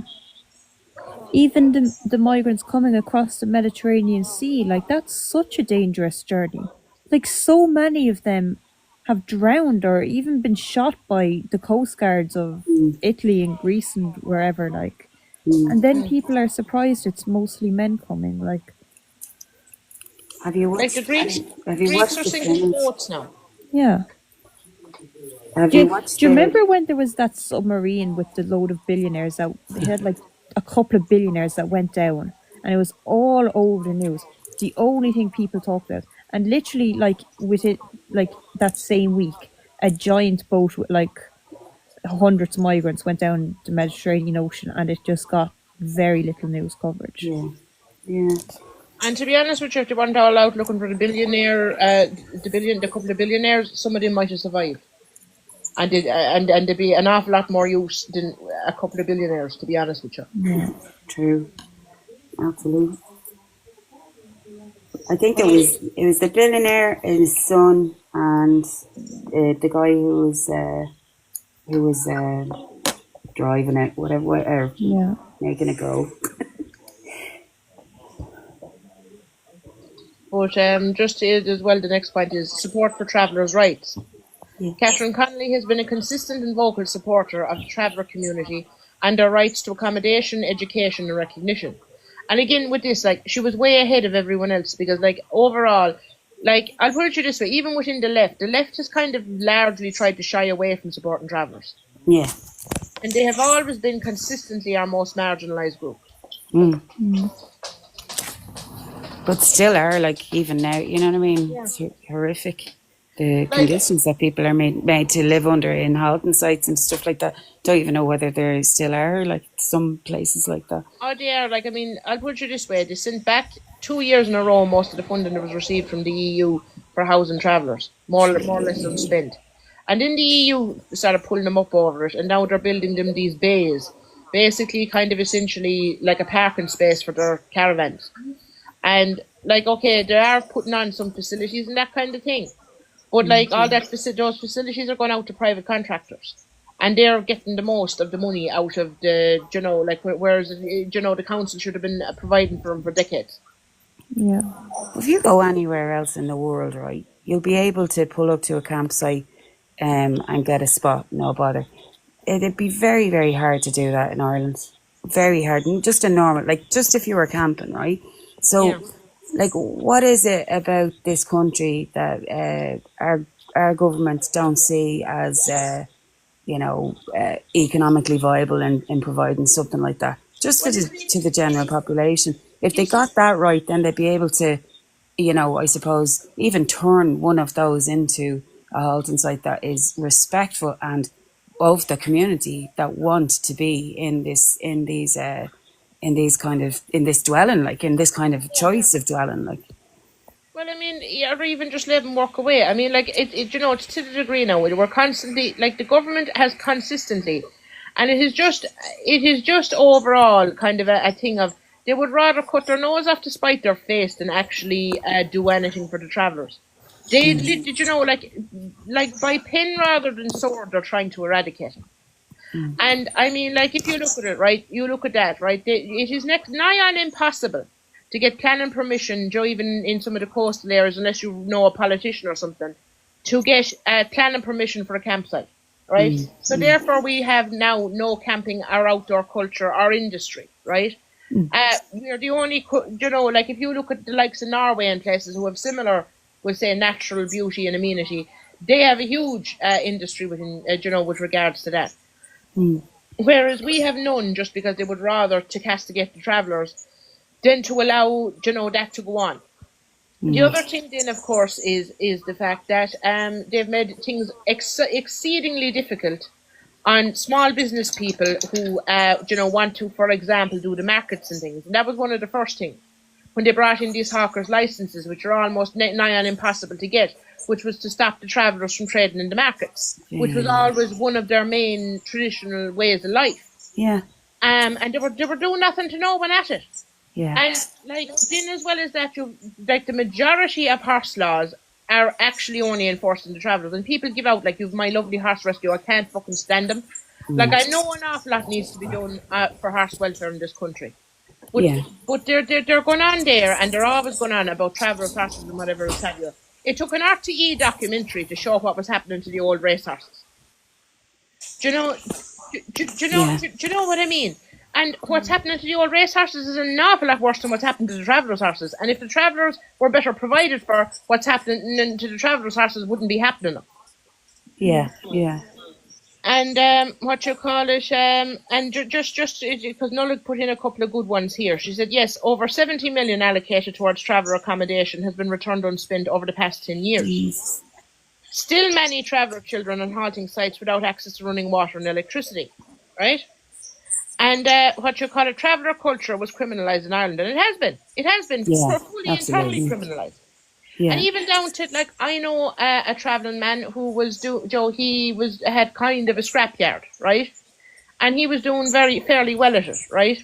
Yeah. And then, because there was a few travellers at kind of, breaking down old vehicles and, bringing the bodies away to, say, Hegarty's and, selling the parts. Because there was a few of them at them, they brought in qualifications and extra standards and whatever have you. They basically put them and a whole bunch of other small scrapyard operators out of business. And the thing Yeah. is, it's back to cutting your nose off to spite your face. There was a scrapyard above in Tornafulla, which was run grand. There was nothing at all wrong with it. But because some of this new stuff they couldn't meet within the size of the site without applying for planning permission that they were denied, these people weren't even travellers. That went under. So now, Like another, like that's just pure bureaucracy. That's, it's paper, it's adding paperwork and systems to something that didn't need them added to. Do you know what I mean? It didn't. Like, I mean, so long as there was reasonable disposal of the liquids out of the cars, what business was it of theirs? Do you know what I mean? Yeah. It wasn't broke. No, it wasn't broke. And you see, this is it. Like, they consistently, like, there's a whole heap of laws there that stifle any small niche that someone could come up in the world through.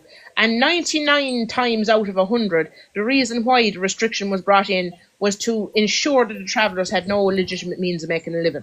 But the aspect of kind of, creatives laws that we've always really had, that a lot of places haven't had, these things could have been folded into that. They just weren't, because they knew, as you say, it was going to, criminalise a culture that they didn't want present. You see, the thing of it is they wanted to criminalise the culture, and they didn't care who else got swept up in the dross of it. Like, I'll put it to you this way now: there's a whole heap of people there, right, who come from working class rural backgrounds. They're not travellers at all. Yeah. Who have voted for the likes of Fianna Fáil, Fine Gael, and whoever forever, right? And an awful lot of them have found themselves on the wrong side of that. Because, like, for example, we'll say, low-level bits of horse trading, lads who might have a scrapyard, they wouldn't be travellers or whatever else have you, or just say someone who even had a food business and was trying to keep a van on the road and go to farmers' markets. They have all been impacted by this. Yeah. And the funny thing about it is people are so much cut their nose off to spite their face in this country that they wouldn't rally around and say that this was wrong and all come together with the travellers and oppose it. Yeah, there's still a huge amount of discrimination against travellers in Ireland, and people just don't talk about it. There's a lot of there's a lot of settled travellers up here, and like you can see that the culture is very present, like in the sense that those people, they celebrate different aspects of what their life is, and that's okay, and it's accepted and it's integrated. But like in the sense that we have, as a majority, I suppose, like in this community, would be white Irish, so you're kind of going, like, years ago that was the criticism that was put towards Catherine Connolly, unfortunately, by a travelling man there recently, saying that the integration of travelling families into communities was obviously, at the start it was terrible. It was awful. And Catherine Connolly was talking at some sort of speech, or like whatever, years and years ago, and she was talking about that. But she said that her family stayed indoors, but the criticism was that she didn't go, like, she didn't fight, the family didn't fight it. Well, you know what I mean? Like, she was saying that she could understand both sides of the argument, whereas people obviously had this new phenomena of, the government trying to house travellers within communities, and they didn't speak to people beforehand and just did what they do, and they just don't think about the aspect of how it's going to affect the community. Like you can see that when it comes to drug centres, you can see that when it comes to immigrant centres, you can see that all throughout our history. But the understanding was that Catherine understood the community's gripe with that, and the traveller family, she could understand that the traveller family wanted to be housed. So I still don't understand how that was a criticism of her because her family didn't go along with the mob rule and try to get these people out of the community, Well, which well, was well. the issue. I'll put it to you this way. The thing of it is, and that Irish society is, like there's an awful lot of kind of done in the dark shit in Irish society. And when you do stand up from, you're not liked for it. And when you do stand up from it, it can follow you for generations. And I know that from personal experience. Yeah. And like the thing of it is there was times there, like for like there was times there when members of my family and my ancestors stood up for grave injustices that were done in the local areas to the travellers. Yeah. And we to this day we're not liked for it. And I mean, we're not travellers. We're not related to travellers. Like, I mean, you could see that. Like, have you ever seen a traveller with the surname Sheehan or Cochran? Like the thing of it is like we weren't liked for it. And there's a good few families that I would know of around the general location who had also took certain stands at certain times, even against the likes of the Gardaí and the church, and it wasn't liked. But that's the thing. It's still that state control and the control of the church. You're talking about people who are coming from that indoctrination, like generations and generations. That is breaking down now. So that's going to have to change in itself. But the culture of remembering that, we have to somewhat try to move on from that memory of how people, like as a general society, how people should be allowed to speak out against injustice, Yeah, and you see, the thing of it is as well, is with regards to any of this, right? Sorry, the dogs are having a running up and down the room. But like with regards to any of this, I don't understand the logic whereby people are wondering why there is a problem with criminality in the travelling community. They took away every legitimate means they had to make a living. Absolutely. And when you take away every legitimate means someone has of making a living, if you block them at every possible juncture from being able to integrate. But if you stifle the culture as well, completely, like you're literally going, like people are being turned against their culture in just general living conditions. Do you know what I mean? Yeah. And I mean, like just here now, just a few other bits Nullig had. Which is exactly April. The street trading is of huge importance to traveller financial stability. Travellers were the original recycling experts. Bureaucracy is detrimental to many small businesses or trades. And she said also, halting sites were never part of traveller culture. Rather, nomadism is. Halting sites are designed to stop nomadism. Yeah. And which she's spot on the whole way with. And Nullig said, I think because integration and forced assimilation are two very different things. Travellers were never consulted when it came to integration per se. Yeah, absolutely. And you could say, excuse me, you could say the same about the Roma community or any other ethnic minority that comes into the country. We haven't dealt with it well. We haven't housed people the way that their culture would dictate they would house. So those cultural kind of significant aspects of people or respecting other people's cultures isn't there.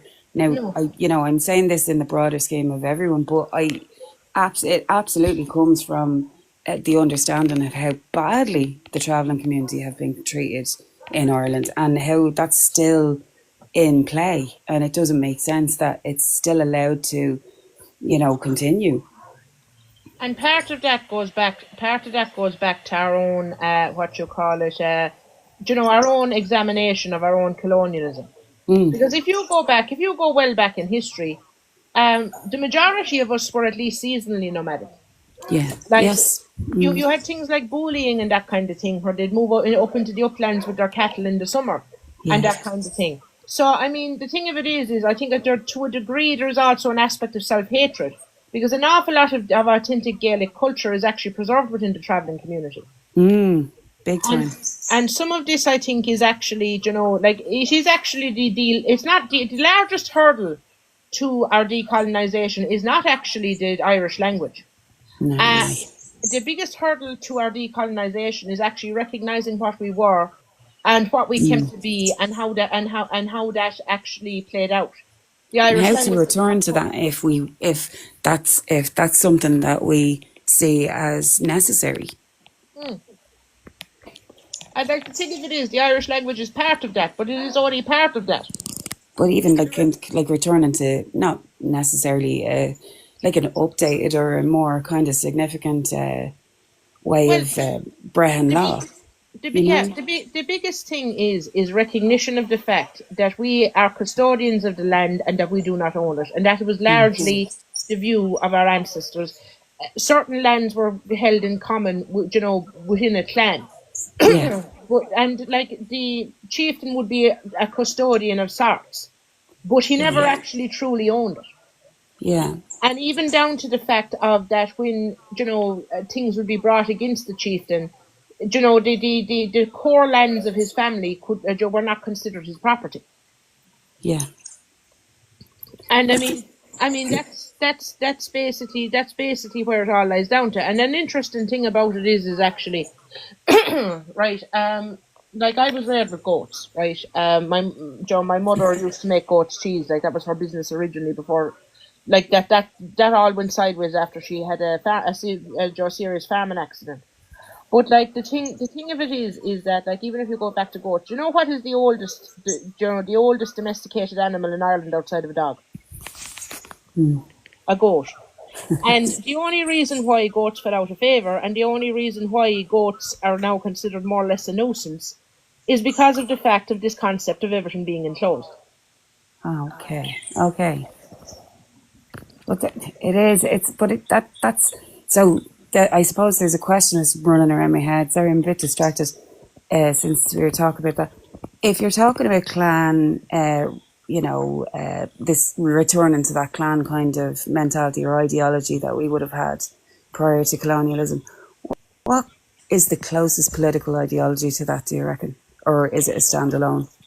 Well, in my opinion, in my opinion, it's syndicalism, which is my own ideology, right? And basically, that's how I arose of it. And you see, the thing of it is, in a modern updated sense, you can't really have us all, going around in, tartans running around the hills. Like, I mean, that's just not feasible in the modern sense. No, But but like, even in the sense of what would the rule look like if well, you were to, it'd nearly be like states, you know what I mean? yeah. Counties, I suppose, but Well, what it would be would you,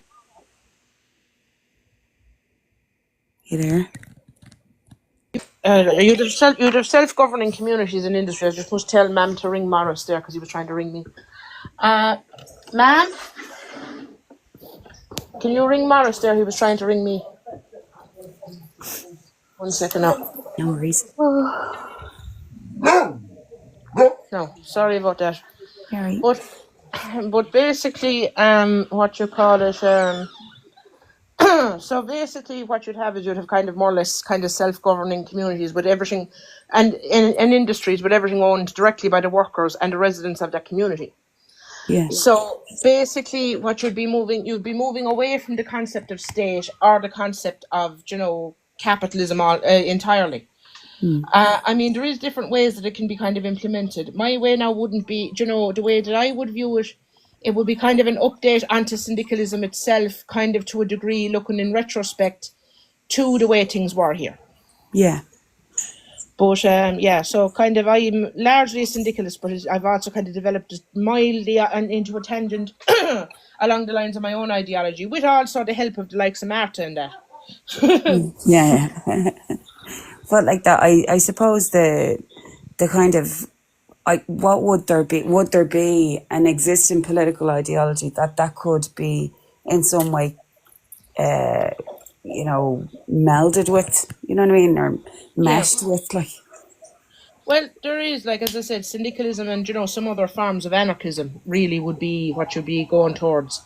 Yeah. The thing that syndicalism has above other forms of anarchism is you still, to a degree, have a overall governing thing that, to a degree, it's not really a state as such. It's just it's kind of basically, in the modern terms, it would be basically a data center that allocates resources. Yeah. Yeah. Yeah. And but you wouldn't have like for example in Soviet communism you'd have your Stalin type figure. You'd have nothing like that. Yeah. It's interesting though. It's a good kind of way to change this subject from what we're talking about. Sorry. I didn't Sorry, again, realise we done that. But going yeah. back to what your points. Again, I don't think Catherine Connolly is a syndicalist, so we've kind of gone, we've kind No. of gone off on another tangent. But the sorry, the next item on our thing was standing with asylum seekers. She has been a strong critic of the direct provision system and advocates for a more humane and efficient asylum process. Which is, you know, like it is, like for years, like, okay, and what I find funny about all this IPAS debate is for years we wanted an end to direct provision. Yeah. And why they can't just build the houses and house everyone together. Be they settled, be they traveller, if they want a house, be they what you call it, you know, Syrian, Ukrainian, what have you. Yeah. And like The thing is, they were able to build like modular houses for Ukrainians. I think they should be able to do it for everyone, They Yeah. would, not just Ukrainians. And like, I mean, the thing of it is, like, they could have done that. Like, we had, at the time, we had something like 13,000 homeless. You know, or I think it was less. I think it was 11,000 homeless we had at the time. I think it's something like 15,000 now. But basically, what they could have done was they could have housed the homeless, the Ukrainians, the people who were in direct provision, the whole lot of them together. And would we have any of this argument now? We wouldn't.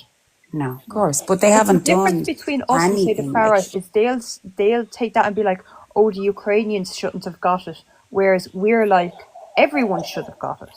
yes. Yeah.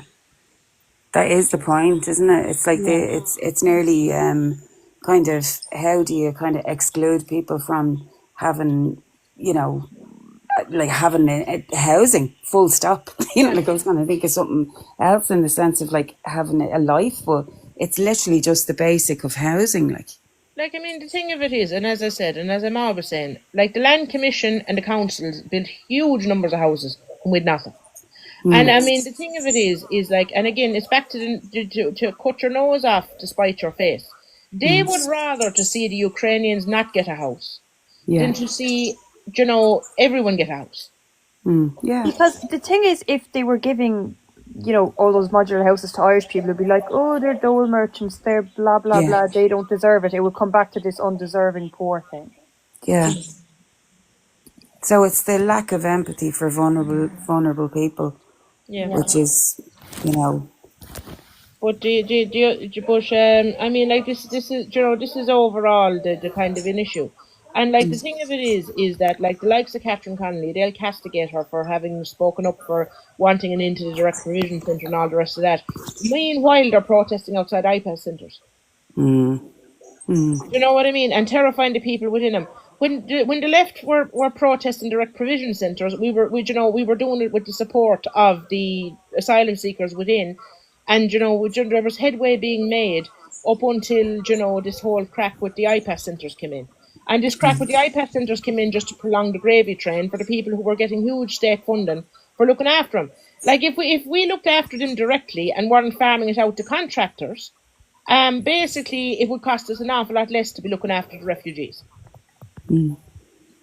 That's it. It is it. Yeah. It's a mess though. Like, it's not in any way managed as such. Now, the next one is democratic reform and accountability. She's been a champion of Dáil reform as last Count Carla, and as a TD, she has been a powerful voice for making the Dáil more transparent, effective and accountable to the people. Transparency in government.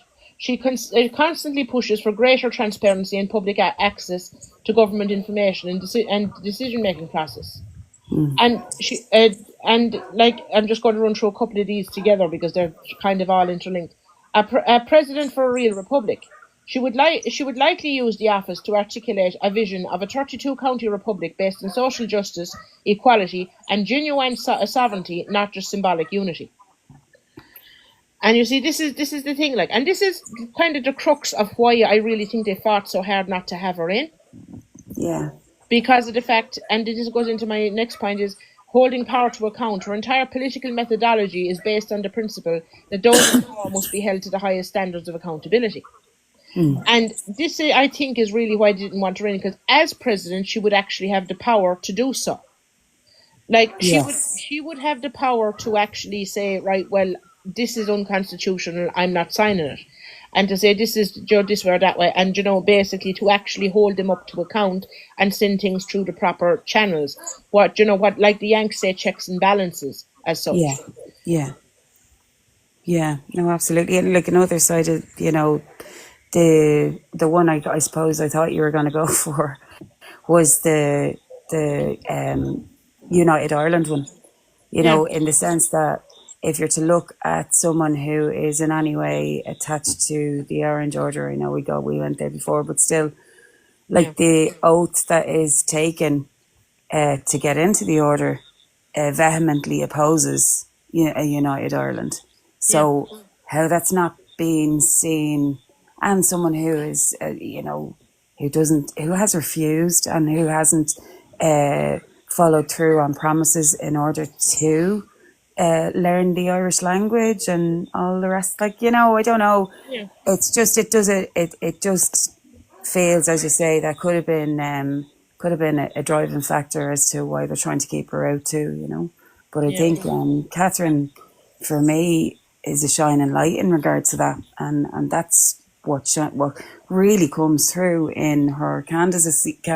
It's like she understands the people. She wants people to, engage with the conversation, and she's not afraid to ask and speak very softly, if it be very softly, about the situation, and to come to some sort of understanding or compromise that would, and like even talking about moving the presidential kind of house to the north, like was mind blowing. Like that's a fantastic way of integrating the whole island. yeah. And I mean, like, okay, like overall, what I would actually support largely would be kind of an overall devolution. If they were to keep Stormont in the north, I'd like us to have a Stormont in Munster, one in Leinster, one in Connacht, and I think honestly we should treat Dublin and Meath and the general hinterland. We should recreate Meath and add Dublin to it, because like that, on population alone, there's as many people as what there is in the other provinces. Yeah. So, like, I think if there was actual allocation of resources for each of those provinces, to actually develop, we would have an awful lot more sustainable development, and we would have there would be an awful lot of benefits to doing so, and it would be very easy to integrate the north of Ireland in if they could maintain their Stormont type situation, and the rest of us could also have our own kind of version of Stormont.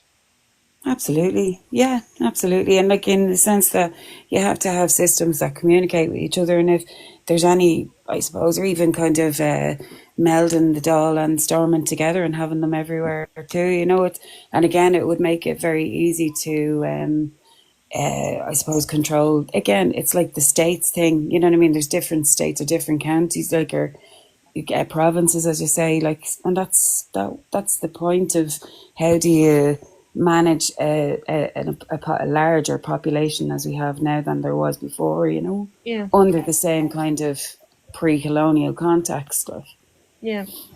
And I mean, like, geographically, like, the boundaries of provinces were built up over thousands of years. Like, so, I mean, geographically, our ancestors weren't really wrong. Although I will say, like, like, if I was to pick an area that I think would be best for a capital in Munster, it would probably be around Charleville, because it's basically the geographical centre of Munster. And absolutely. there's not much around there, so you could very easily just build a new city there. And the Yeah, same could be said for, like, kind of Knock is kind of the geographical centre of Leinster, and or it has the Leinster airport. Like, of Connacht, and basically there's not much around Knock. So again, you could build another city there, and that would immediately be making a huge impact in our issues with regards to infrastructure and that, because you could build a modern city from it would take a lot of money, but you could yeah. build a couple of modern cities from the ground up where all the infrastructure was properly planned out.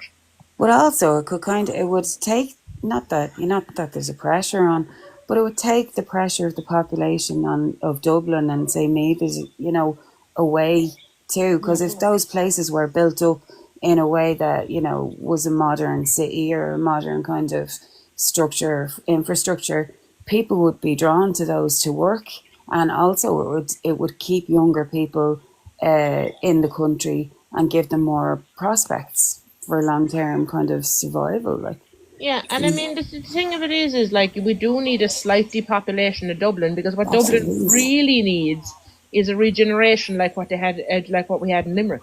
Oh yeah, absolutely. Oh yeah, but like you see, the thing about it is that Dublin is being, it's been targeted as a business base now, and it's going to be absolutely dead of culture if Yeah, they continue the way that they're going, because they've closed down everything that in any it has been in any way meaningful to communities, that like we've pubs or clubs or centres and different parts that have been really like, you take Bernard Shaw for one thing, like there was a whole community within that place. It wasn't just a pub, like there was a whole community kind of area at the back of that space that was massive, and people got together for different workshops. It was completely stripped out of the area for apartments, and it's that's just the way it's gone. It's losing, Dublin as a place is losing its shine completely.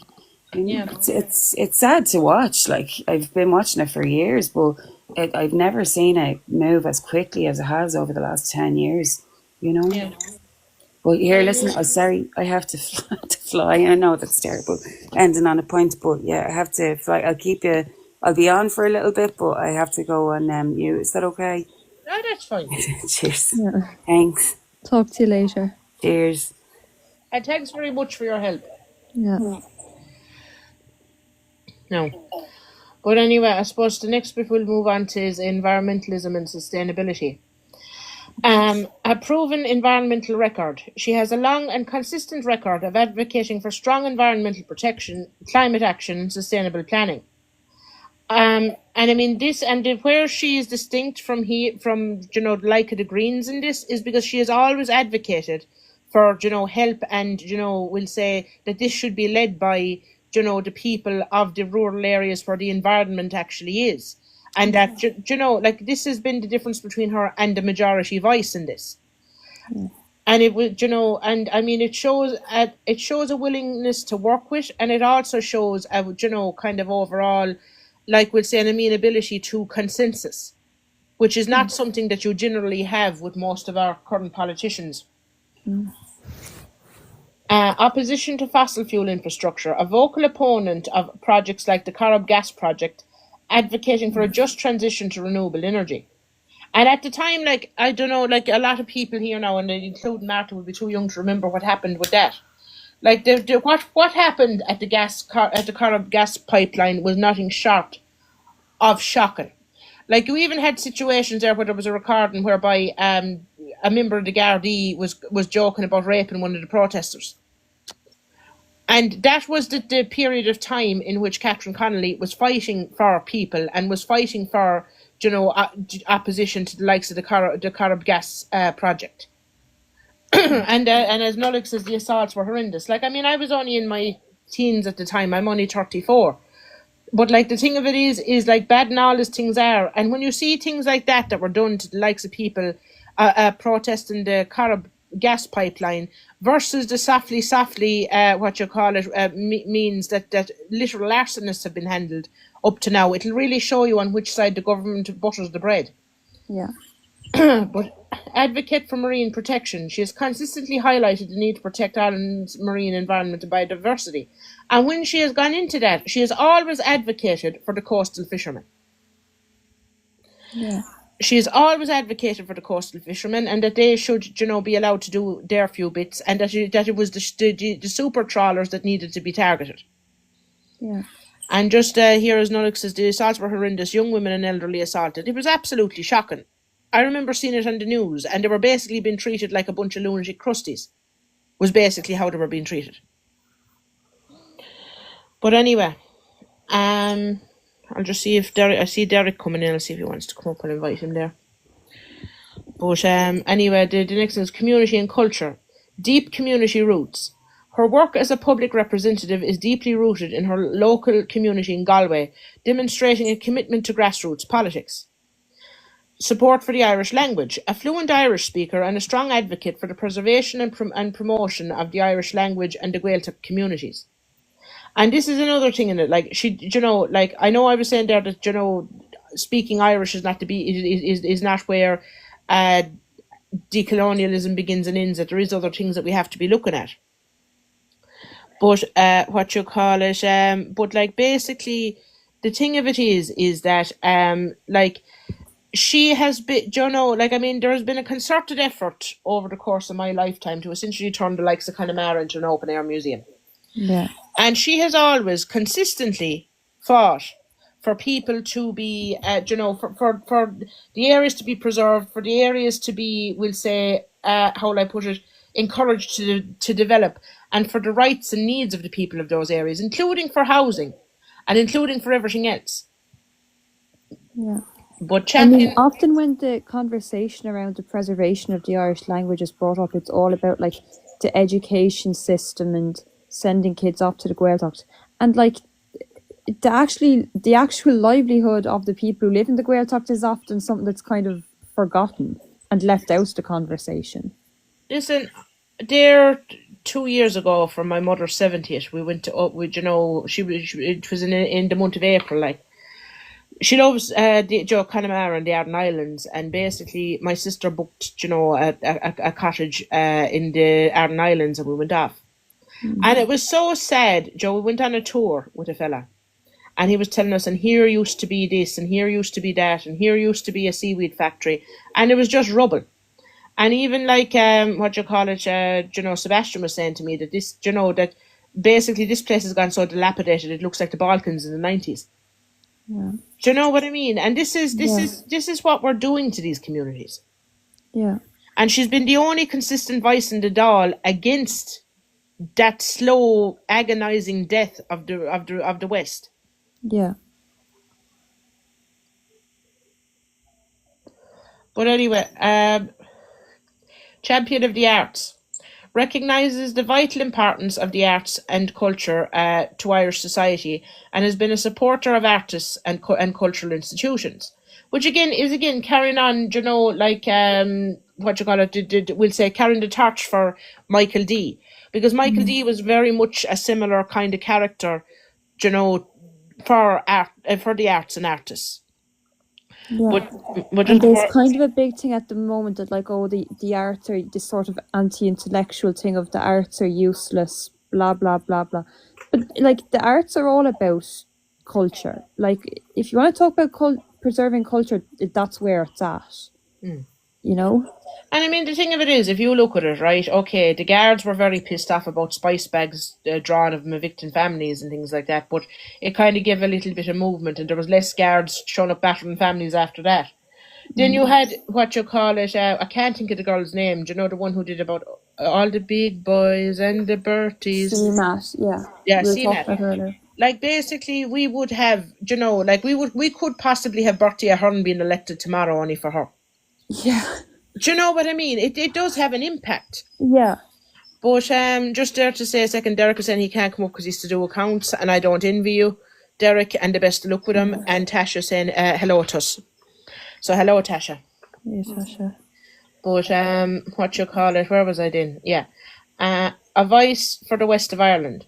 She would bring a perspective from outside the Dublin-centric political bubble, highlighting issues of regional development and rural life.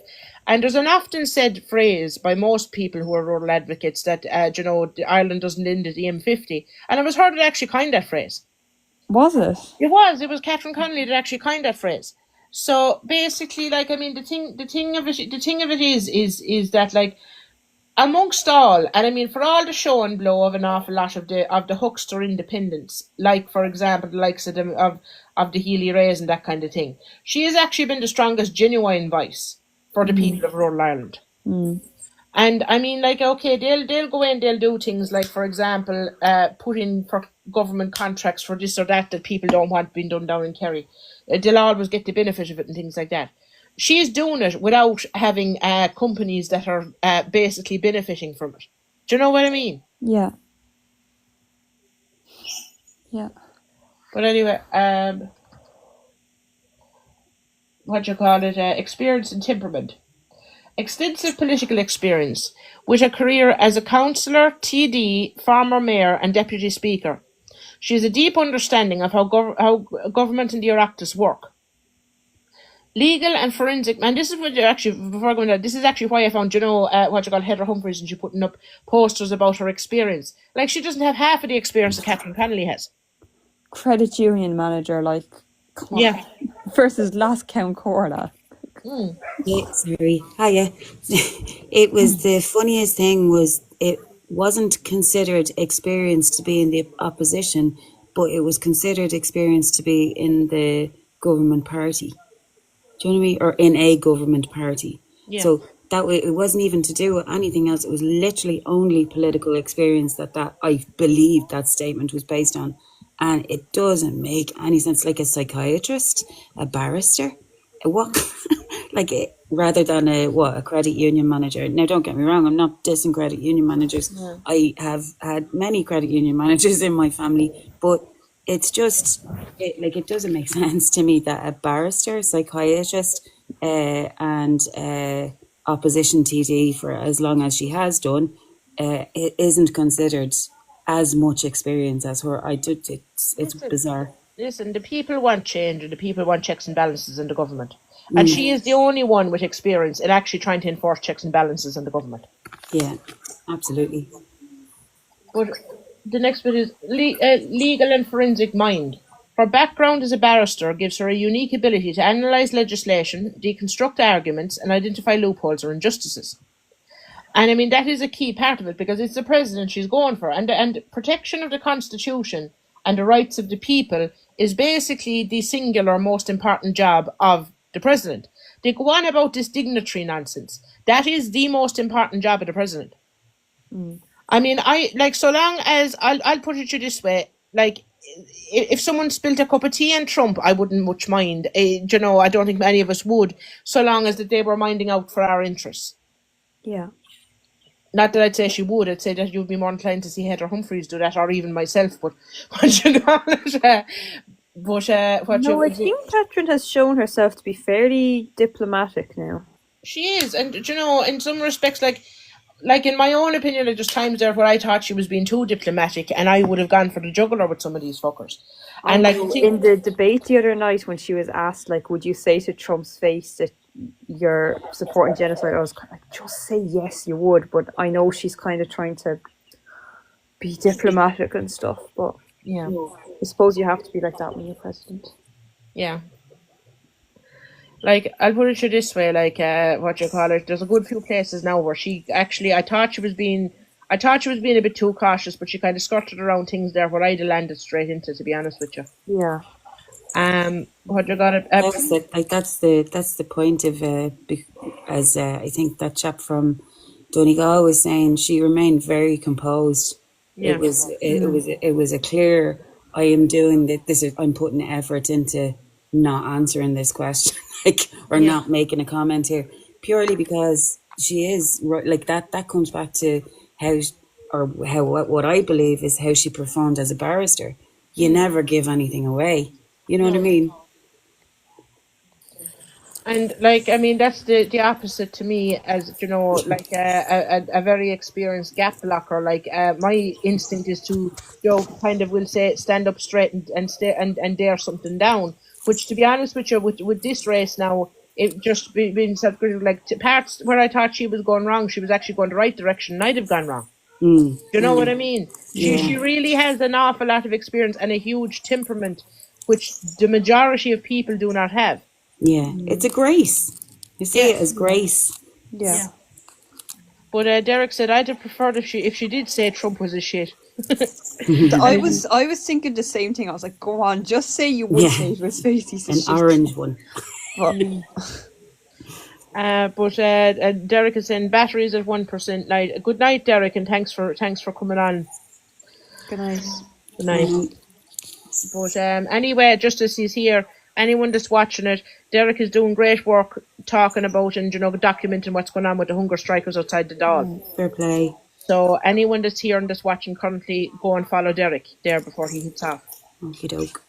But anyway, where was I here? Yeah. So proven leadership as last count Carla.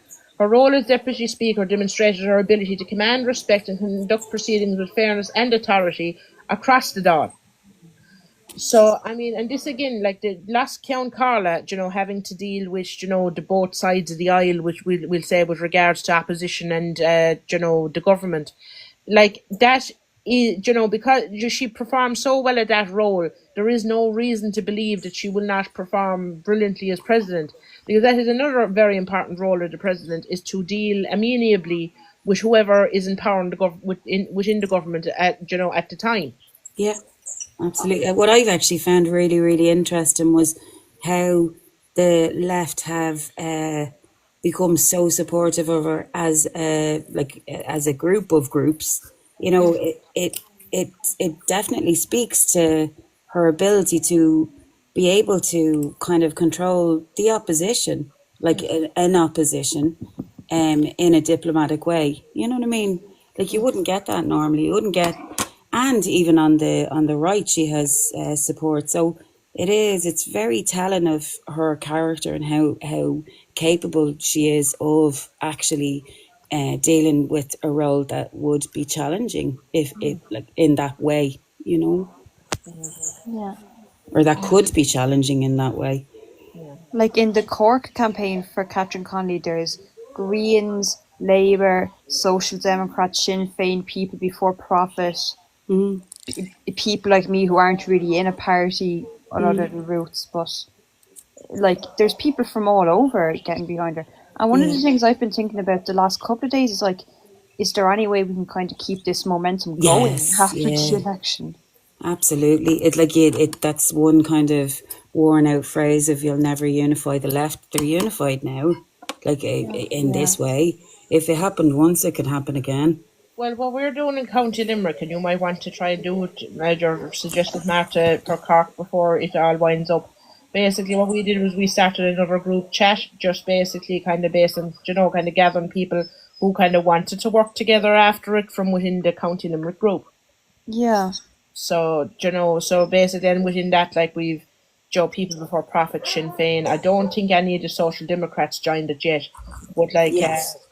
like we've people who are kind of politically independent as well, and that kind of Yeah. fact. So basically, I think it would be a thing within the Cork group to probably suggest similar, because like the thing of it is please God, tomorrow she'll be our president, and like what she's done is like she has united the left, and it has probably been one of the biggest achievements of her political career, and basically, we'd be fools not to try and keep it going. Yeah. Absolutely. Big But time.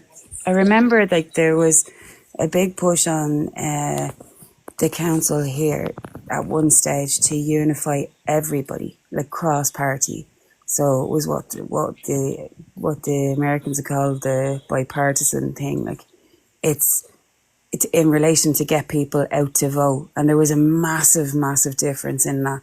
So it's like I think Sinead Bobidi earlier on was saying that if you're in an area, offer a lift to someone to get them down to the voting thing.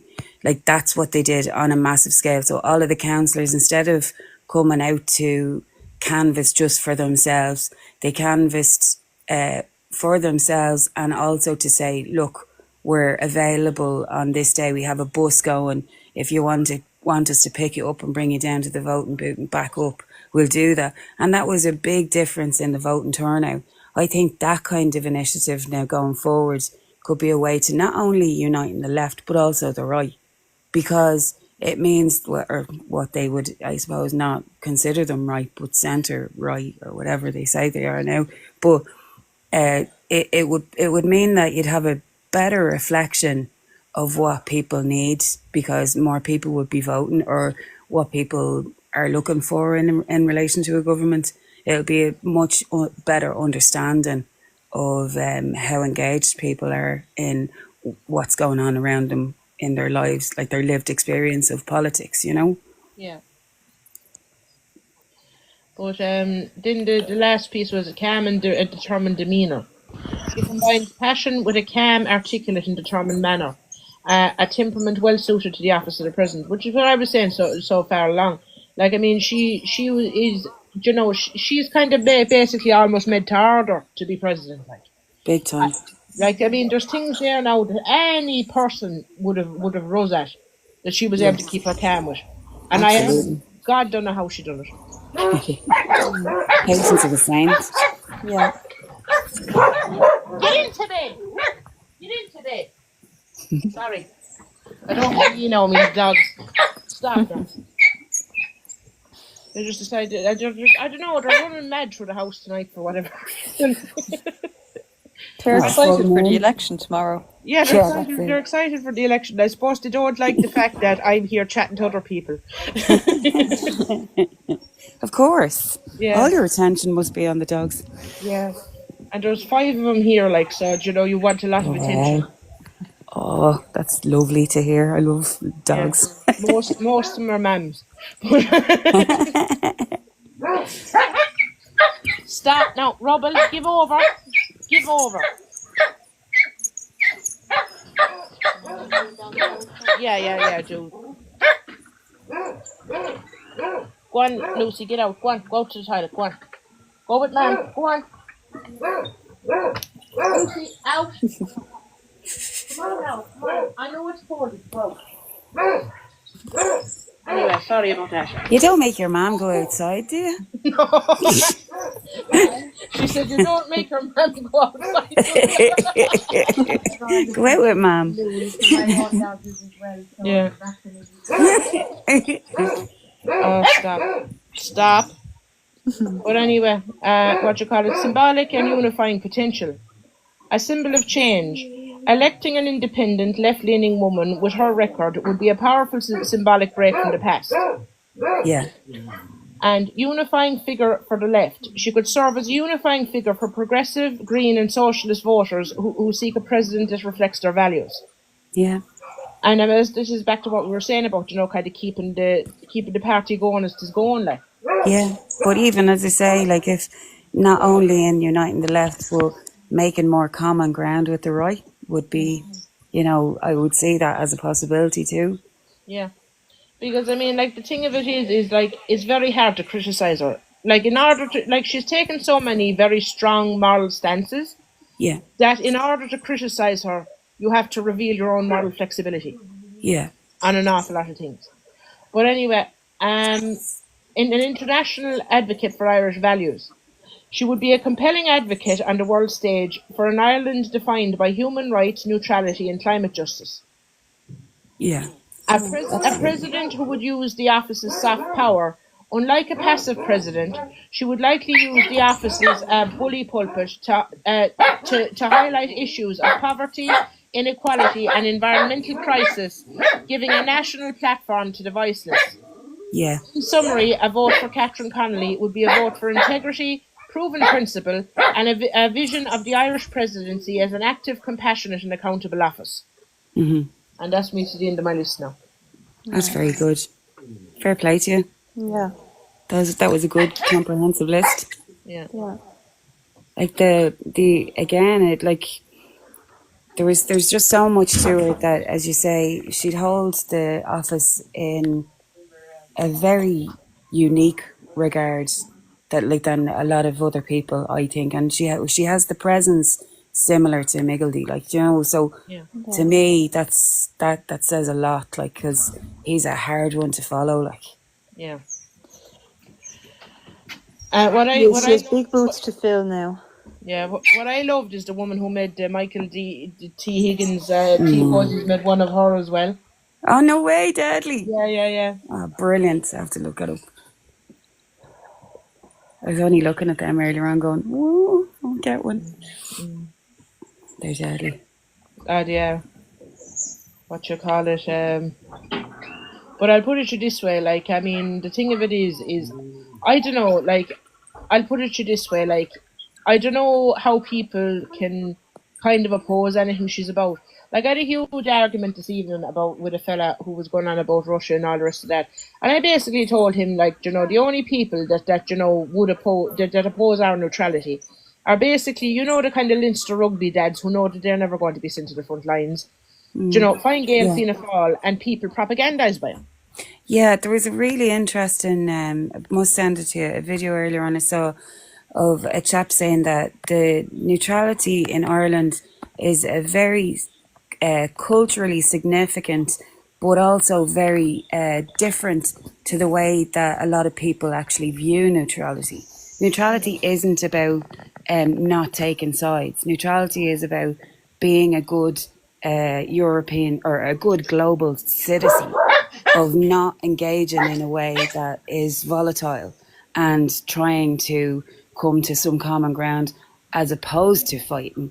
That's what Irish neutrality is more inclined to be, rather than this, pitiful kind of, what is it, coward? You know what I mean? Which is what a lot of people would assume neutrality is. We don't actually engage at all. But it's not about not engaging. It's about engaging in a correct manner, which respects other people and human rights. You know what I mean?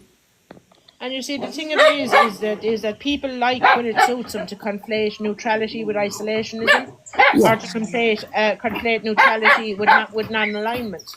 And Like, it's not misrepresents the definition of it. like in order to be military neutral, you don't have to be unaligned. In order to be militarily neutral, you don't have to be isolationist. Yeah. If we want to be militarily neutral, I think we need to be a bit independent from Europe and America, and not be kind of depending on their militaries and their protection. Oh, we absolutely do. And I mean, it wouldn't even take that much to do. Like, I mean, we looked into it before, and like the easiest and most simple way of doing it would be to put, the kind of surface to air missiles that that Switzerland have on the hills that are on the hills and mountains around the verge of Ireland. We would be basically unconquerable, because we are, after all, an island. And like, they could hit aircraft carriers out at sea. But another side of that, April, is we're one of the most technologically advanced countries in the world, not just Europe. And to consider that, the technology is moving so quickly, like there could very well be like an ability to create like an Iron Dome situation over Ireland that wouldn't necessarily be volatile in the sense of firing anything. Do you know what I mean? Like there's ways that I'm sure that it could be brought further. It could be brought into the middle of the sea, that these things could be placed. Like we have the ability to do all of these things, as we may have the ability very soon to do all of these things. It doesn't necessarily always have to be, a strike against someone that's, whether they're trying to attack or not, like, or in defense in whatever way. Like that's what I'm saying. Like I think that, the conversation in relation to peace, and as Catherine Connolly, and this was one of the major points, the very early points that she made in one of the debates in relation to the military complex. It's not putting the money in their pocket in the first place. It's don't be like creating the problem that could actually create further problems.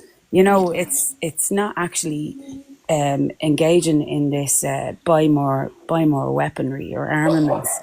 It's moving away from that. If you're looking towards peace, you don't look towards a barrel of a gun, so it doesn't align with the peace. And it comes back to that fundamental point of her understanding or her comment on genocide.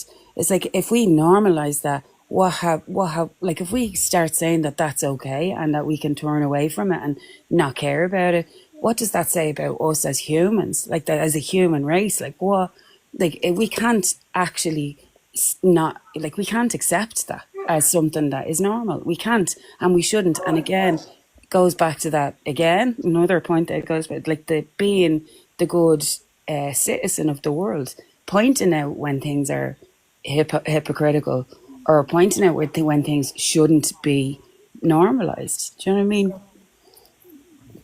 And I mean, this is it, like, because like when you think of it, like we'll say military neutrality, like like we can have armed neutrality. That's what like the likes of Switzerland has. Like we don't need to be just leaving ourselves here on the good graces of superpowers. We can actually, become a bit of a porcupine, basically, and just not like, and that means, in a defensive way. That does not mean in militarizing in an attacking way. Yes, yeah, absolutely. as I say, it's kind of like figuring out what the next step is going to be after the attack on Palestine, and after also like the situations with different military groups in Congo, Sudan, whatever. Like there's so many different types of advancements in military weapons purely because of those things. Because of those things happening in the world. Like obviously, Israel is using the situation in Palestine to upgrade their own technology. So that's all going to be coming on stream, which is going to be the Chinese people, like Chinese government, are going to be advancing that too, or they have. Iranian too. So the whole understanding of defense is going to change in the next say 10 years. You know, like 5 years, 3 years. Do you know what I mean? It does. I think it's already changed in the last two. So And I mean, the thing of it is that, like, and I've been saying since the beginning, today Palestine, tomorrow who? yeah. Because like, what this is it's a testing ground of what's going to be visited on the rest of the world. I suppose that's what Pakistan as well is kind of leaning more towards creating allies elsewhere too because of that, you know. Yeah. But anyway, lads, I suppose now at this time of the night, to 17 minutes past 11, we've been on for hours. So I suppose we have as many canvas now as we're going to canvas, girls. Yeah. Good on you. Fair play to you. Yeah. The poll's open in 8 hours. Yeah. So what you call it? So I'll see what you call it. We won't sleep in. We'll all get up and vote early.